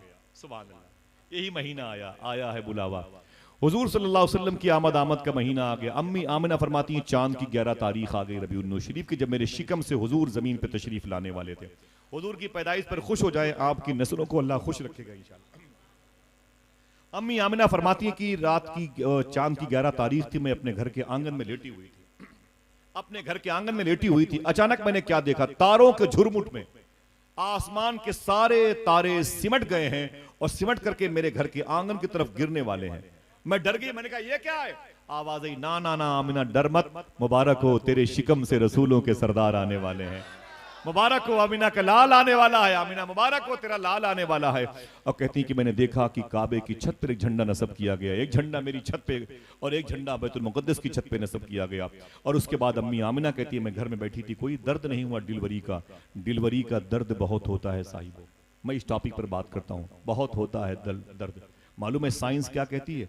एक साइंसदान ने यह कहा कि डिलीवरी में एक औरत को बच्चा पैदा करते वक्त इतना दर्द होता है, अगर वही दर्द 60 या 70 मर्दों को बांट दिया जाए तो ये मर्द मर भी सकते हैं। कौर भाई, ये मर्द मर भी सकते हैं, इतना दर्द होता है इन माओं को। लेकिन अफसोस की बात है कि माएँ इतनी तकलीफ को झेल जाती हैं, लेकिन बच्चे अपनी माँ की थोड़ी सी तकलीफ बर्दाश्त नहीं करते। अपनी माँ को जूतों से मारते, अपनी माँ को ठोकरे मारते, अपनी माँ को गालियां देते, अपनी ही बेटी की शादी के मौके पर अपनी माँ को दावत नहीं देते। कहते हैं बूढ़ी माँ पागल हो गई है, छोटे वाले भाई के बहकावे में आ गई है। माज़अल्लाह रब्बिल आलमीन, ऐसा कहीं होता है? हाँ, बगदाद शरीफ में शेख बशीर गिलानी एक बुजुर्ग हैं, वो कहते हैं कोरोना के दौर में मेरी बच्चियां मेरे बच्चे सब बीमार पड़ गए थे, ऑक्सीजन की कमी थी, दवाइयां नहीं मिलती थी और पूरा शहर जाम था। कहाँ जाता बगदाद शरीफ में, गौस पाक के रोजे पर भी नहीं आ पाता था। बच्चियां मेरी बीमार, वो खांसते हुए, वो परेशान, तो मैं समझ गई ये सब मर जाएंगे, रोने लगा। फिर मुझे एक ही चीज समझ में आई, मैंने अपनी माँ को बिस्तर से उठाया और उसे तख्त पे लाके बिठा दिया और उसके पैर के नीचे मैंने वो बड़ा वाला जो होता नहीं टब, प्लास्टिक का टब जिसमें बच्चे नहाते हैं, वो लाके अपनी माँ के पैर के नीचे रख दिए। एक लोटे में पानी लेके आया, अपनी माँ के पैर धुले और पैर के जो धुलने का गुसाला था, पानी था, वो टब में आ गया। फिर मैंने अपने बच्चों को, बीवी को, बेटियों को बुलाया, मैंने कहा लाइन से बैठ जाओ। सब लाइन से बैठ गए। मैंने अपनी माँ के पैर के धोवन को गिलास में भर भर के अपनी सारी बेटियों को पिलाना शुरू किया और मैंने कहा सुनो, किसी और बीमारी की वजह से तुम्हें मौत आ सकती है, कोरोना की वजह से मौत नहीं आ सकती है, इसलिए कि मैंने तुम्हें अपनी माँ के पैरों का धोवन पिला दिया है। यार माँ माँ होती है मेरे भाई, माँ को नफरत से मत देखा करो। अच्छा हाथ उठा के बताएं कितने लोगों की माँ घर पे जिंदा है? उठाएं माशाल्लाह। एक मरतबे बोले, उठाए रखिएगा, बोले अय अल्लाह तेरा शुक्र है। फिर से बोले, फिर से बोले, ऊंची बोले। इंशाल्लाह वादा करो कि जब कभी भी अपने घर से बाहर जाओगे तो अपनी माँ का हाथ चूम के जाओगे। बोलो भाई बोलो इंशाल्लाह। जो दिक्कतें पेश आए अपनी माँ से कहा करो इंशाअल्लाह। सरकार महबूब इलाही कहते हैं कि मेरी माँ जब तक जिंदा थी मेरा कोई काम रुका नहीं और माँ के इंतकाल के बाद भी मेरा कोई काम रुका नहीं। जब मेरी माँ का इंतकाल हो गया तो मैं अपनी माँ की कब्र के पास जाता था और माँ की कब्र पे बैठ के मैं दुआ करता था, मेरी माँ कब्र के नीचे आमीन कहती थी और मेरा काम बन जाया करता था। माँ मेरा टॉपिक नहीं वरना बात करता, बात तो हुजूर की आमद की है। जरा फिर से बोलें सरकार की आमद। नूर वाला, नूर वाला। अम्मी आमिना फरमाती मैं डिलीवरी के वक्त कोई तकलीफ मगर नहीं हुई, कोई दर्द नहीं हुआ, कोई ब्लीडिंग नहीं हुई, कोई घुटन नहीं हुई, कोई ताफुन नहीं। अम्मी आमिना फरमाती है मेरी 3 सहेलियां मेरे करीब बैठी थी जब हुजूर पैदा होने वाले थे। बातें याद रहेंगी? अम्मी आमिना फरमाती है मेरी 3 सहेलियां मेरे करीब बैठी थी जब हुजूर मेरे शिकम से जमीन पे तशरीफ लाने वाले थे। उनमें एक का नाम है मखदूमा शिफा, क्या नाम है? दूसरी कनीज थी जिनका नाम था सूबिया। किसी 1-2 किताब में सोएबा लिखा होता है, सूबिया सूबिया, ठीक है, वो कनीज थी। तीसरी औरत का नाम था हजरत उम्मे ऐमन। उम्मे ऐमन कौन है? ये हुजूर की माँ की सहेली हैं। इनके इंतकाल के बाद हुजूर ने कहा था उम्मे ऐमन मेरी माँ के बाद मेरी माँ है। हाय हाय हाय, हुजूर ने इनसे कितनी मोहब्बत की। जब उनसे इतनी मोहब्बत की तो अपनी माँ से कितनी मोहब्बत करते। लोग कहते हैं कि हुजूर ने अपनी माँ की खिदमत करने का कोई दकीका नहीं पाया, लेकिन हुजूर ने कहा क्या है मालूम है अपनी माँ के बारे में? मेरे आका इरशाद फरमाते काश मैं इशा की नमाज पढ़ा रहा होता, जुमले सुनिएगा, काश मैं इशा की नमाज पढ़ा रहा होता और मेरी माँ बाबे आयशा के करीब, ये रियाजुल जन्ना की तीसरी सफ के पास गेट है, काश मैं इशा की नमाज पढ़ा रहा होता और मेरी माँ बाबे आयशा उस दरवाजे पे खड़ी होकर बोलती बेटे मोहम्मद इधर आओ, तो हुजूर फरमाते मैं नियत तोड़ करके अपनी माँ से लिपट जाता। इससे बड़ा ऐलान क्या होगा माँ के फजाइल पर। दुआ करो अल्लाह हमारी माओ को शिफा अता फरमाए। हमारी माँ का इंतकाल हो गया, हमारी माँ का इंतकाल मालूम है इमाम हुसैन से, मौलाना गौहर भाई, ताहिर भाई, मेरी माँ इतनी मोहब्बत करती थी कि मेरी माँ का इंतकाल भी आशूरे की 10 तारीख को हुआ था। अल्लाह की मर्जी है। अभी भी घर से निकलता हूँ तो उनकी कब्र पे बहुत देर देर तक बैठता हूँ। बहरहाल आपकी माँ अगर घर पे है तो उसका एहतराम करें, नहीं है तो उसकी कब्र पे जरूर जाया करें इंशाअल्लाह। दिल से बोले इंशाअल्लाह। मेरे आका की माँ कहती है मेरी 3 सहेलियां थी, एक तो शिफा थी, एक सोबिया थी जो कनीज थी, और एक उम्मे ऐमन। मुझे लेके बोले भाई हुजूर की पैदाइश पर घर पे कितने लोग थे? ऊंची बोले 4 लोग थे। अचानक अम्मी आमिना कहती कि मैंने क्या देखा, 3 और औरतें मेरे घर पे आ गई, 3 और औरतें मेरे घर पे आ गई। मैंने कहा आप भाई आप कौन है इतने बनठन के आई हैं, आप कौन है इतना बन संवर के आई, इतना मेंटेनो के आई, आप हैं कौन? देखना कौन सुभान अल्लाह कहता है। उनमें से एक ने कहा ए मखदूमा आमिना मैं हाजरा हूं, हाजरा। बोले मेरे ही बेटे की ठोकर की वजह से जमजम का पानी निकला है, मेरे ही गुजरगाह को अल्लाह ने इन्न सफा वल मरवत मिन शाइरिल्लाह का, मैं हाजरा हूं, हाजरा। अम्मी आमिना फरमाती ओ आप हाजरा हैं? बोले हाँ। बोले ये कौन है आपके बगल में? तो उसने कहा मैं सारा हूं, सारा। सुभान अल्लाह, नाम सुन के सुभान अल्लाह कह दीजिए, तफसील फिर किसी मौके पर। बोले आप, बोले सारा हैं। बोले सारा के बगल में कौन है? देखना कितने लोग सुभान अल्लाह कहते हैं। ये नाम जो लिया जा रहा है, इस नाम की इस कुरान में एक सूरे मौजूद है, इस सूरे मौजूद है। हुजूर की मां फरमाती आप, बोले हाजरा, अच्छा आप, बोले सारा, अच्छा आप कौन है? तो उस औरत ने शर्माते हुए कहा मेरा नाम मरियम है, मरियम। बोले मरियम? बोले हाँ। बोले वो तेरा बेटा ईसा? बोले हाँ हाँ। बोले अरे मरियम तू ईसा की माँ है? बोले हाँ। बोले वो ईसा नबी? तो जनाबे मरियम खड़ी हो गई। बोले आमिना कैसी बातें करती है, अरे मैं एक नबी की माँ हूं, तू नबियों के सरदार की माँ बनने वाली है। अल्लाह अल्लाह अल्लाह, वो नबियों में रहमत लक़ब पाने वाला, मुरादें गरीबों की बरलाने वाला। बहुत बहुत शुक्रिया। जनाबे अम्मी आमिना फरमाती हैं कि मुझसे कहा बीबी मरियम ने तू नबियों के सरदार की मां बनने वाली है। खुशी मनाई गई। उतने में अम्मी आमिना फरमाती, सरकार मुजाहिद मिल्लत के खलीफा अपनी किताब तजल्लियात रहमतुल आलमीन में लिखते हैं, अम्मी आमिना फरमाती हैं कि हुजूर सल्लल्लाहु तआला अलैहि वसल्लम की पैदाइश के वक्त पतली पतली लड़कियां, खजूरों जैसी लंबी लंबी लड़कियां, अम्मी आमिना कहती दंदनाती हुई कभी इधर से उधर, कभी उधर से उधर, कभी इधर से उधर, इधर से उधर घूमती थी मेरे घर में। मैंने उन लड़कियों से कहा, ए लड़कियों तुम कौन हो? देखना कितने लोग सुभान अल्लाह के, तुम कौन हो? तो उन लड़कियों ने कहा अम्मी आमिना हम जमीनी नहीं, हम आसमानी है, हम जमीनी नहीं, हम आसमानी। बोले हो कौन तुम, तुम्हारा ताल्लुक किस कबील से है? बोले हम किसी कबील के नहीं। बोले फिर कहाँ की हो? उन लड़कियों ने कहा अम्मी आमिना हम जन्नत की हो रहे हैं, हुजूर के इस्तकबाल के लिए आए हुए हैं। मेरे इमाम ने क्या कहा था, जिस सुहानी घड़ी चमका तैबा का चांद, उस दिल अफरोज साअत पे लाखों सलाम। हाथों को उठा के बोलो उस दिल अफरोज साअत पे, हाथों को लहरा के उस दिल अफरोज साअत पे। अम्मी आमिना फरमाती खुशियां ही खुशियां थी, हर तरफ दरूद के नगमे गूंज रहे थे। हिंदुस्तानी घड़ी के मुताबिक 4:32 पे, कितने? फिर से बोलो, फिर से बोलो, 4:32 पे अम्मी आमिना के घर में हुजूर सल्लल्लाहु तआला अलैहि वसल्लम पहली मर्तबे ज़ाहिरी जिस्म मुबारका के साथ जमीन पे तशरीफ ला रहे हैं।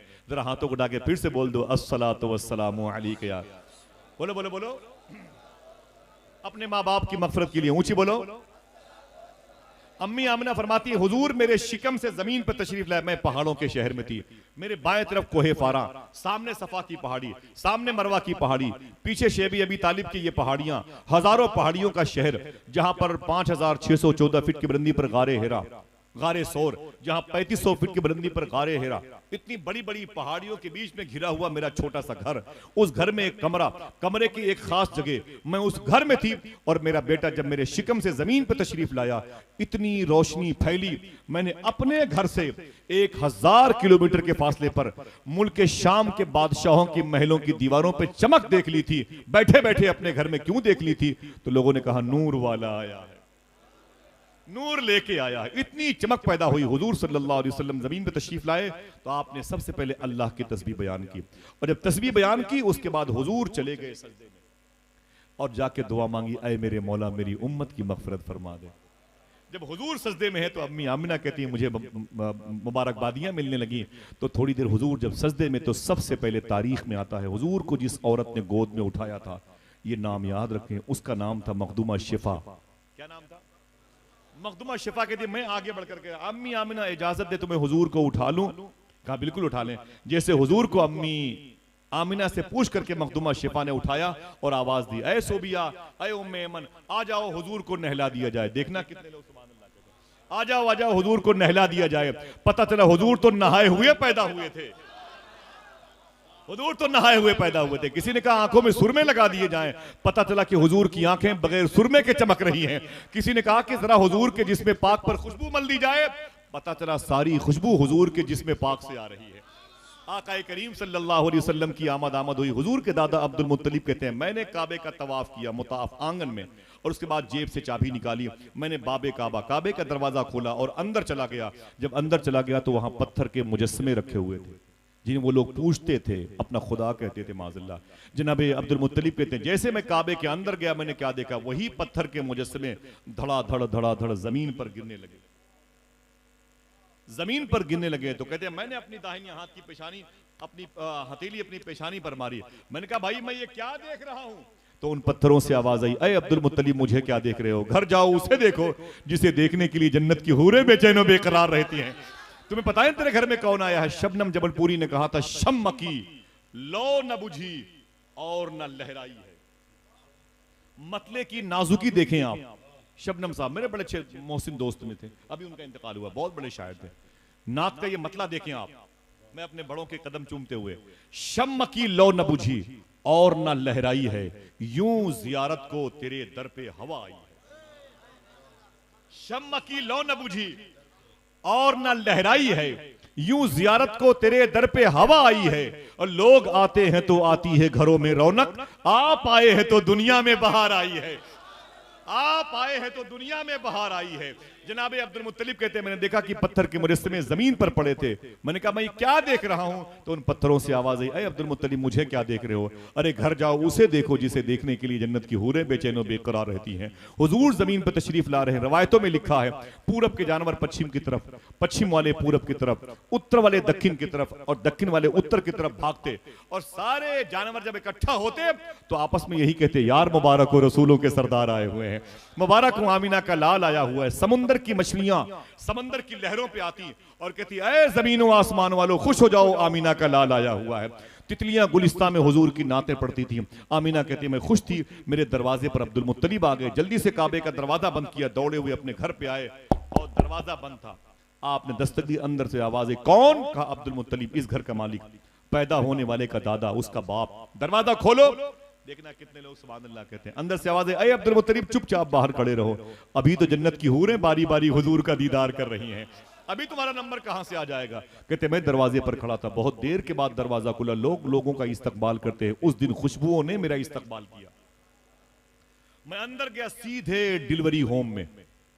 बच्चे जहां पैदा होते हैं ना वहां बड़ी बदबू होती है, ब्लीडिंग की वजह से बहुत घुटन, बहुत ताफुन, बहुत ज्यादा चीख पुकार की कैफियत होती है, बहुत ज्यादा सरासिमगी, खौफ और दहशत का माहौल होता है। समझे आप? मालूम है ये कलेजा माओं का है जो इस कदर मुश्किलात की राह का मुसाफिर बनती है।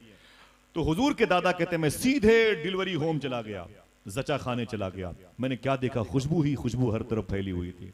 सामने मेरी बहू बेटी आमिना बड़े सलीके से बैठी हुई थी। मुझे देखा तो खड़ी हो गई और कहा, दादा जान मुबारक हो, मेरे ससुर अब्बू हुजूर तशरीफ लाए हैं। मैंने कहा, बेटी मुबारक हो, आमिना के लाल की आमद हुई है। जनाब अब्दुल मुत्तलिब कहते हैं कि हुजूर कहाँ हैं? तो अम्मी आमिना फरमाती हैं, हुजूर अभी आराम कर रहे हैं। जब मैंने देखा तो जनाब अब्दुल मुत्तलिब कहते हैं कि हुजूर सल्लल्लाहु अलैहि वसल्लम हरे रंग की चादर शरीफ बिछाए हुए थे, सफ़ेद रंग की चादर शरीफ हुजूर ओढ़े हुए थे। अल्लाह अकबर अल्लाह। मैंने कहा, अय आमिना, अगर जहमत न हो तो हुजूर को दिखा दे। हुजूर को देखने के लिए मैंने बूढ़ी आंखों में जवानी की दुआ मांगी है। हुजूर को अपनी गोद में रखने के लिए मैंने अपने बाजुओं की मछलियों को की जिंदगी की भीख मांगी है। मैंने रब से कहा था, मेरे मौला मुझे उस वक्त तक जिंदा रख जब तक तेरा हबीब जमीन पर ना आ जाए। अब हुजूर आ गए हैं तो मुझे हुजूर को देखने दे। रुख से नकाब उठाओ, बड़ी देर हो गई, माहौल को तिलावत कुरान किए हुए। अम्मी आमिना फरमाती है, मैंने हुजूर को उठाया और उठा करके जनाबे अब्दुल मुत्तलिब की गोद में दिया। जैसे अब्दुल मुत्तलिब की गोद में हुजूर आए, अब्दुल मुत्तलिब कहते हैं मेरी गोद में हुजूर आए, ऐसा लग रहा था पूरी कायनात मेरी गोद में आ गई है, पूरी कायनात मेरी गोद में आ गई। जनाबे अब्दुल मुत्तलिब कहते हैं, अय आमिना, अगर जहमत ना हो तो हुजूर की आंखें तो दिखा दे। बोलेंगे आप? थक गए? थक गए भाई?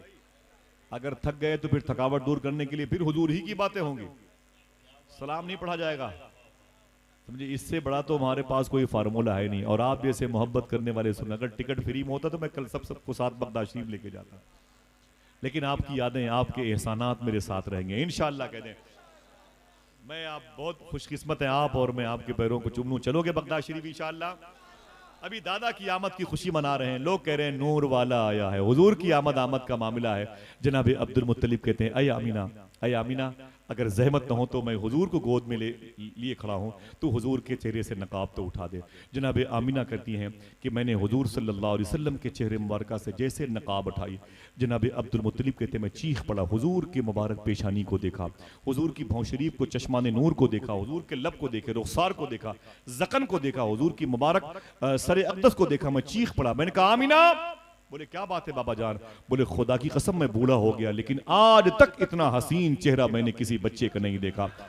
बोलते बोलते बोलते बोलते रहिएगा, बोलते रहिएगा। आज तक मैंने इतना हसीन चेहरा किसी बच्चे का नहीं देखा। आवाज आई, अय अब्दुल मुत्तलिब, देखते भी कैसे, बनाने वाले ने दूसरा मोहम्मद बनाया ही नहीं था। अल्लाह अल्लाह अल्लाह अल्लाह अल्लाह अल्लाह अल्लाह अल्लाह।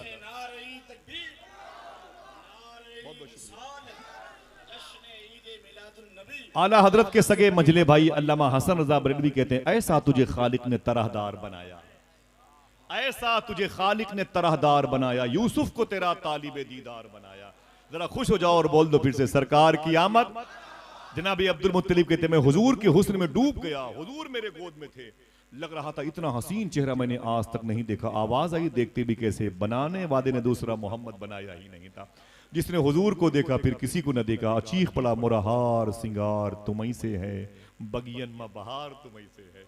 आका करीम कितने हसीन थे। करीब पूछा आपने, इन उलमाए कराम के पास कभी जाओ, असर मगरिब की नमाज के बाद 100 रुपए इनके कदमों के नीचे रखो और सिर्फ इतना पूछो कि हुजूर किसी काम से नहीं आया, बस एक ही काम लेके आया हूँ, सिर्फ मुझे इतना बता दे कि हुजूर के होंठ कैसे थे, हुजूर का चेहरा कैसे था, हुजूर मुस्कुराते कैसे थे।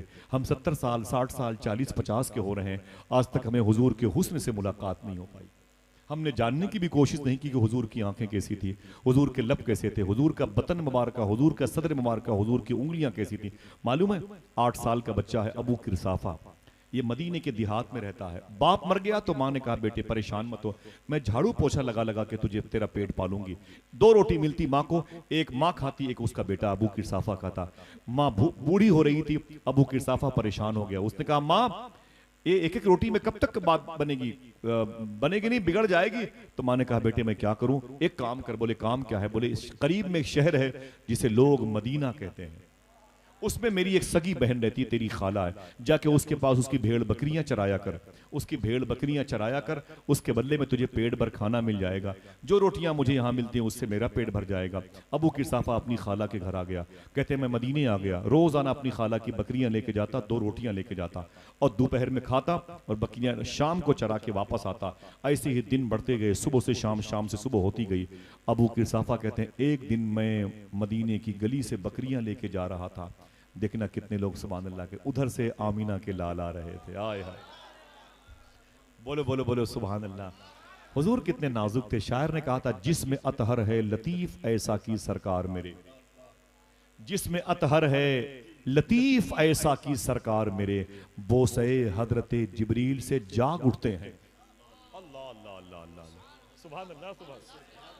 हाय हाय हाय, गवर भाई बैठे, बहुत बहुत शुक्रिया, बहुत बहुत शुक्रिया साहिब भाई, साहिब दीवान शायर बैठे हुए हैं, मेरे ये मोइन भाई जितने मदनी भाई बैठे हुए हैं, उलमा किराम। जिसमें अतहर है लतीफ ऐसा की सरकार मेरे, बोसे हजरत जिब्रील से जाग उठते हैं। सूफी साहब से एक शख्स ने पूछा था मुझ में और हुजूर में क्या फ़र्क है। फरमाया पागल ये ख्याल तूने दिमाग में क्यों लाया। बोले नाना हम पढ़े लिखे नहीं, कुछ तो बता दो कि हम में और हुजूर में क्या फ़र्क है। बोले अरबों खरबों गुना फ़र्क है, लातादाद फ़र्क है। बोले एक फ़र्क बता दो कि हम में और हुजूर में क्या फ़र्क है। सुनेंगे आप, हम में और हुजूर में क्या फ़र्क है। आज तो सूफी साहब ने एक जुमला कहा था, वो चला गया सर पकड़ के। सूफी साहब ने कहा एक आसान ये भी सुन ले, तो कहा तुम अगर खाना ना खाओ, देखना कितने लोग सुभान अल्लाह। सूफी साहब ने कहा तुझ में और हुजूर में एक फर्क ये भी है, तुम अगर खाना ना खाओ तो भूखे मर जाओ, हुजूर अगर खाना ना खाए तो खाना मर जाए। मौलाना फारे भाई देखिए, कहा तुम अगर खाना ना खाओ तो भूखे मर जाओ, और हुजूर अगर खाना ना खाए तो खाना मर जाए। तुम अगर पानी न पियो तो प्यासे मर जाओ, हुजूर अगर पानी न पिए तो पानी मर जाए। हाय हाय हाय, तुझमें और हुजूर में एक फर्क ये भी है। अबू किरसाफा कहते हैं मैंने हुजूर को देखा तो दंग रह गया, ऐसी आंखें कभी न देखी, ऐसे लब कभी न देखे, ऐसी उंगलियां कभी न देखी। अल्लाह सर से लेकर पैर तक तनवीर ही तनवीर है, जैसे मुंह से बोलता कुरान वो तफसीर है। देखकर दुनिया परेशान है जमाले मुस्तफ़ा, वो मुसव्विर कैसा होगा जिसकी ये तस्वीर है। अबू किरसाफा करीब आए, बोले आप कौन हैं। हुजूर ने मुस्कुरा के फरमाया जिसका कोई नहीं मैं उसका हूं। बहुत बहुत शुक्रिया, बहुत बहुत शुक्रिया, बहुत बहुत शुक्रिया। बोले जिसका कोई नहीं मैं उसको, जिसे भूख लगे मुझे देख ले, जिसे प्यास लगे मुझे देख ले। कुरान मुझ पर नाजिल हुआ, अल्लाह का रसूल हूँ, जहन्नम से निकाल कर जन्नत में लेके जाने के लिए मैं आया हूँ, मैं अल्लाह का रसूल हूँ। इतना कह के हुजूर चले गए। और अबू किरसाफा वो लड़का कहता है कि मैं 10-12 साल का था, और हुजूर जब गए तो मेरा दिल भी लेके चले गए, मेरा दिल भी लेके चले। मैं बकरियां चराने आया तो मेरा दिल न लगा, दिल तो दिलवाने ने ले लिया था। अल्लाह अल्लाह। अबू किरसाफा कहते हैं मेरा दिल न लगा, मैं रोने लगा। शाम को बकरियां लेके खाला के पास, रात आया तो बिस्तर पे हुजूर की याद आई। फिर मैं दूसरे दिन बकरियां लेके गया, और बकरियां अल्लाह भरोसे छोड़ दी जंगल में, और फिर दिन भर आके हुजूर को देखने लगा, हुजूर को ताकने लगा। बोले बोले बोले सबसे बड़ी इबादत में लग गया। क्यों? दिल जिससे जिंदा है वो तमन्ना तुम ही तो हो, हम जिसमें बस रहे हैं वो दुनिया तुम ही तो हो, जो दस्तगीर है वो तुम्हारा ही हाथ है, जो डूबने न दे वो वसीला तुम ही तो हो। अबू किरसाफा कहते दिन भर हुजूर को ताकता रहता था, ताकता रहता। शाम को बकरियां लेके घर वापस चला आता, किसी को नहीं खबर थी। और फिर इसी अय्याम में मैं कलमा पढ़ के मुसलमान हो गया। हुजूर को देखा तो फिर किसी को देखने की ख्वाहिश न हुई, मैं कलमा पढ़ के मुसलमान हो गया। अबू किरसाफा कहते हैं रोज आना बकरियां लेके मैं आता जाता। एक दिन मेरी बकरियां दूसरों के खेत में चली गईं, शिकायतें मेरे घर आ गई। थक गए, गर्मी में बैठे हुए, अल्लाह मेरे भाइयों पे करम फरमाए। अबू किरसाफा कहते हैं कि बकरियां मेरे खेत, मेरी बकरियां दूसरों के खेत में चली गईं, शिकायत मेरे घर पे आ गई। मैं शाम को बकरियां लेके आया ना, तो फिर मेरी खाला बड़े गजब में थी, बड़ी नाराज थी। जब मैंने गौर से देखा तो मेरी खाला के बगल में मेरी माँ बैठी हुई थी। मैंने कहा अम्मी क्या बात है। बोले तेरी खाला बहुत नाराज है। मैंने कहा क्यों खाला क्या बात है। बोले सुन, रोटियां मेरी खाता है और कलमा मुसलमानों के नबी का पढ़ता है। वादा कर अपनी माँ के सामने, बेवा मेरी बहन के सामने, कि कल से मुसलमानों के नबी के पास नहीं जाएगा, लात मार के तुझे भगाऊंगी घर से, भूखा मर जाएगा जमीन पर। तू यतीम था इसलिए तुझे मैंने घर पे रख लिया, इस मोहब्बत की वजह से तूने हुजूर की गुलामी अख्तियार की है। वादा कर अपनी माँ के सामने कल से मुसलमानों के नबी के पास नहीं जाएगा। अबू किरसाफा अपनी माँ के पास गए, रोने लगे। बोले माँ रो मत, क्या चाहती है। माँ ने कहा बेटे इस फटे हुए दुपट्टे का वास्ता, तुझे मरे हुए बाप का वास्ता, मत जाया कर मोहम्मद के पास, तेरी खाला तुझसे नाराज हो रही है, वरना तुझे घर से भगा देगी, भूखा मर जाएगा। तो अबू किरसाफा ने अपनी उंगलियों से माँ के आंसू पोंछे, और पोंछने के बाद बोले अबू किरसाफा अम्मी ना रो ना रो ना रो, तू जो कहेगी मैं उस पर अमल करूंगा, लेकिन एक शर्त मेरी भी है। देखना कौन सुभान अल्लाह कहता है। बोले क्या। बोले एक मर्तबे चल के तुम भी मेरे नबी को देख लो। आय हाय हाय, जरा मोहब्बत से कह दो सुभान अल्लाह। तुम्हारी भी जबान से आवाज है, दिल जिससे जिंदा है वो तमन्ना तुम ही तो हो, हम जिसमें बस रहे हैं वो दुनिया तुम ही तो हो, जो दस्तगीर है वो तुम्हारा ही हाथ है, जो डूबने न दे वो वसीला तुम ही तो हो। माँ ने कहा क्या? तो अबू किरसाफा बोले मेरी माँ कल चल के तुम मेरे नबी को देख लो, एक मरतबे एक शर्त मेरी है, उसके बाद से जो कहोगी मैं उस पर अमल करूंगा। अबू किरसाफा की खाला ने कहा हाँ हाँ बहन चल चल चल, कल चल के इसके नबी को देख लेंगे और परसों से ये नबी के पास जाना बंद कर देगा। जुमला रिवर्स करता हूं साहिबो। खाला ने कहा सुन सुन मेरी बहन सुन, हाँ चल करके कल इसके नबी को देख लेते हैं, परसों से अपने नबी के पास जाना बंद कर देगा। अबू किरसाफा ने चुपके से अपनी माँ के कान में कहा वो तो कल पता चलेगा परसों से जाता कौन है। वो तो कल पता चलेगा। सुबह हुई तो अबू किरसाफा कहते हैं मैं आगे आगे था और मेरी माँ मेरे पीछे पीछे थी, मेरी खाला मेरे पीछे पीछे, मेरी माँ के पीछे, तीनों चलते रहे। जब दरबार मुस्तफ़ा करीब आया, इरादा था, नियत ये थी, मंगते हैं करम उनका सदा मांग रहे हैं, दिन रात मदीने की दुआ मांग रहे हैं, कम मांग रहे हैं न सिवा मांग रहे हैं, जैसा है गनी वैसी अता मांग रहे हैं, यूं खो गए सरकार के अल्ताफो करम में, ये भी तो नहीं होश की क्या मांग रहे हैं। जनाबे अबू किरसाफा कहते हैं मैं हुजूर के कदम शरीफ के करीब बैठ गया, मेरी माँ हुजूर के सामने बैठ गई, मेरी खाला मेरी माँ के पीछे बैठ गई। अब अंदर की सीनरी देखें, अल्लाह अल्लाह। अबू किरसाफा कहते हैं देखना कौन सुभान अल्लाह कहता है। अबू किरसाफा कहते हैं मैंने देखा तो मेरी माँ हुजूर को देख रही थी, हुजूर मेरी माँ को देख रहे थे और मैं बीच में बैठ के दोनों को देख रहा था। मैंने देखा तो हुजूर मेरी माँ को देख रहे थे, मेरी माँ हुजूर को देख रही थी और मैं दोनों को देख रहा था। फिर मैंने माँ के दुपट्टे पकड़े, अम्मी जान, बोली क्या बात है? मैंने कहा हुजूर यही है। बोलो बोलो बोलो। मैंने कहा अम्मी जान हुजूर यही। मैंने कहा चुप। जैसे बोले कि अम्मी जान हुजूर यही है, मैंने कहा चुप। बोले क्या हुआ? खुदा की कसम माँ ने कहा ऐ मेरे बेटे अबू किरसाफा, इनके अलावा कोई और हो भी नहीं सकता। अल्लाह अल्लाह अल्लाह, जरा प्यार से कह दो सुभान अल्लाह। अल्लाह अकबर। मोरहार सिंगार तुम्ही से है, बगियन में बहार तुम्ही से है। अबू किरसाफा कहते मेरी माँ हुजूर को देखती रही रोती रही, हुजूर को देखती रही रोती रही। फिर मुझसे उसने मुखातिब होकर एक जुमला कहा था, तारीख में लिखा है, दिल कहे तो आप भी इसे याद कर ले। अबू किरसाफा कहते मेरी माँ ने कहा अबू किरसाफा। मैंने कहा जी माँ क्या बात है? बोले सुन, इस माँ का दामन छोड़ देना, इस मोहम्मद का दामन कभी ना छोड़ना। हाय हाय हाय हाय, ऐसा तुझे खालिक ने तरहदार बनाया, यूसुफ को तेरा तालिबे दीदार बनाया, यूसुफ को तेरा तालिबे दीदार बनाया। जनाबे अबू किरसाफा की उस हुस्न की बात जो आज सुन रहे हैं, जनाबे अब्दुल मुत्तलिब ने सबसे पहले हुजूर को लेके बातें की। हुजूर का चेहरा देखा तो तड़प गए। बोले आमीना। फरमाया क्या बात है? कहा आमीना अगर इजाजत दो तो काबे की जियारत हुजूर को करवा दूं। समझ रहे? अगर इजाजत दो तो ये काबे की जियारत मैं अपने हुजूर को करवा दूं।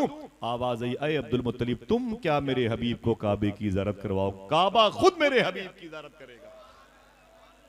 जनाबे अब्दुल मुत्तलिब कहते मैं हुजूर को लेके निकला। किधर से निकले? ये हुजूर की पैदाइश का सेंट्रल पॉइंट है मक्के शरीफ, ये घर है। इधर देखें तो बात समझ में आ जाएगी, इधर ये घर है, ठीक है, सामने काबा है, काबा से पहले सफा मरवा की पहाड़ियां, दाएं तरफ ये शेब अबी तालिब है।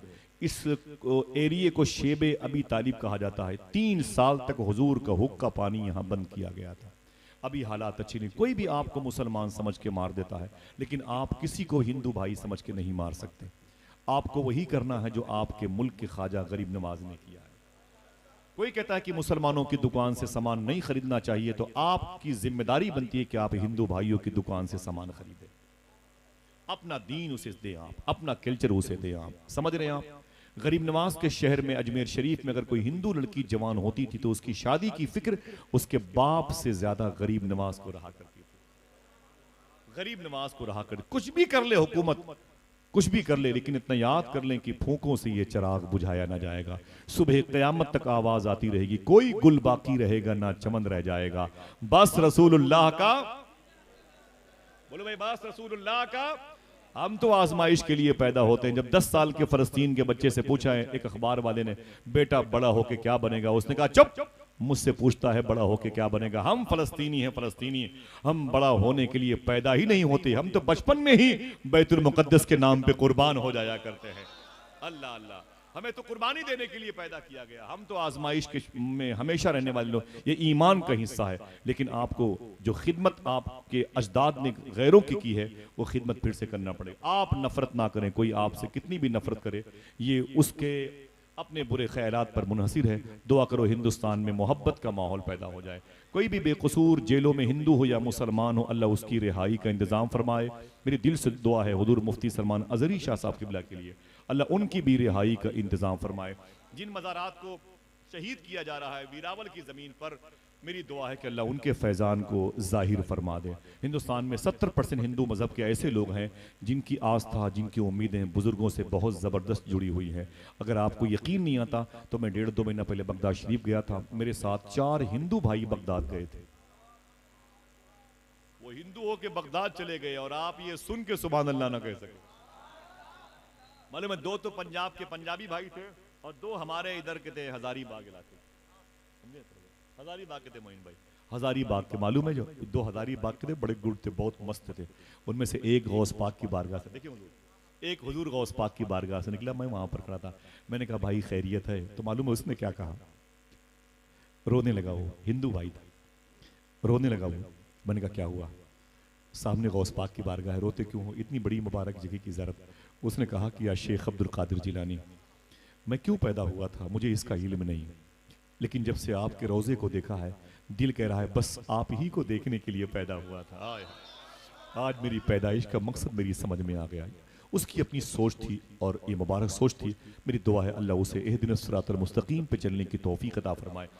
सरकार गरीब नवाज और सरकार गौस आज़म, इन बुजुर्गों ने इस्लाम फैलाया। मेरा टॉपिक इस्लाम नहीं, हुजूर की पैदाइश है। लेकिन अभी हालात ख़राब हैं, इस हालात को बेहतर बना सकता है कोई और नहीं, सिर्फ आप बना सकते हो। मैं गोवा बहुत जाता हूँ, गोवा में जलसे बहुत होते हैं।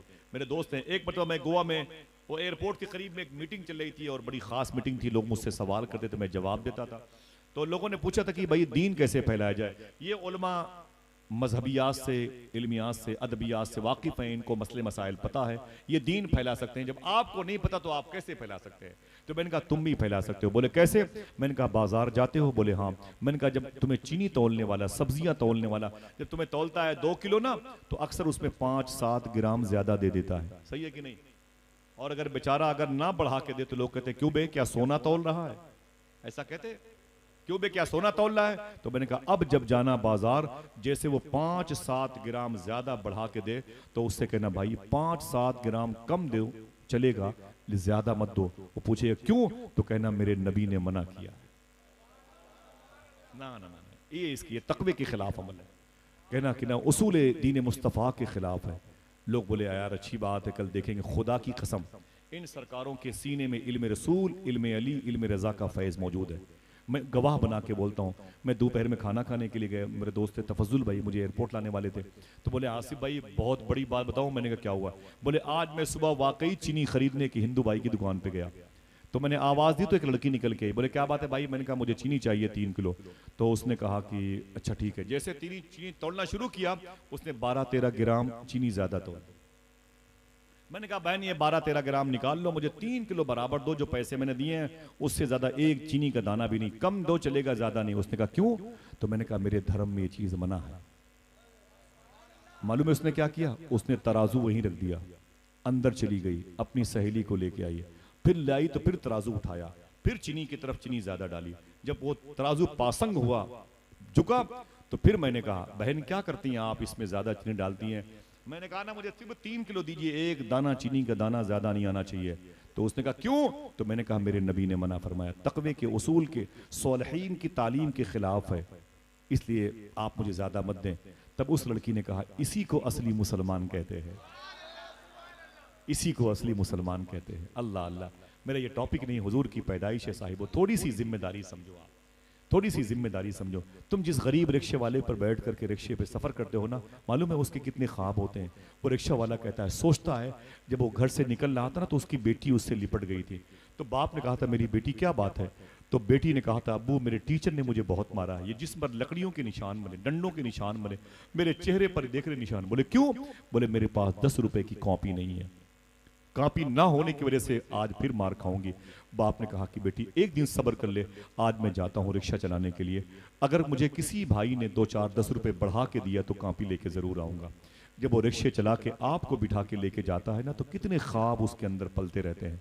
वो बेटी के जिस्म पर रस्सियों के वो लकड़ियों के निशान, वो खून का जमा होना, मुंजमिद होना, उसकी रोने वाली आंखें, अश्कबार आंखें, सब उसका बाप वो याद करता रहता है और पैंडल मारता रहता है। आप शान से चारों तरफ देखते चलते हो और वो सोचता है अगर भाई साहब ने उतरने के बाद 5 या 10 रुपए ज्यादा दे दिए तो मेरी बेटी कल से मार नहीं खाएगी। लेकिन हम उतरने के बाद फटी हुई 10 रुपए के नोट देते हैं, पकड़ में इसको।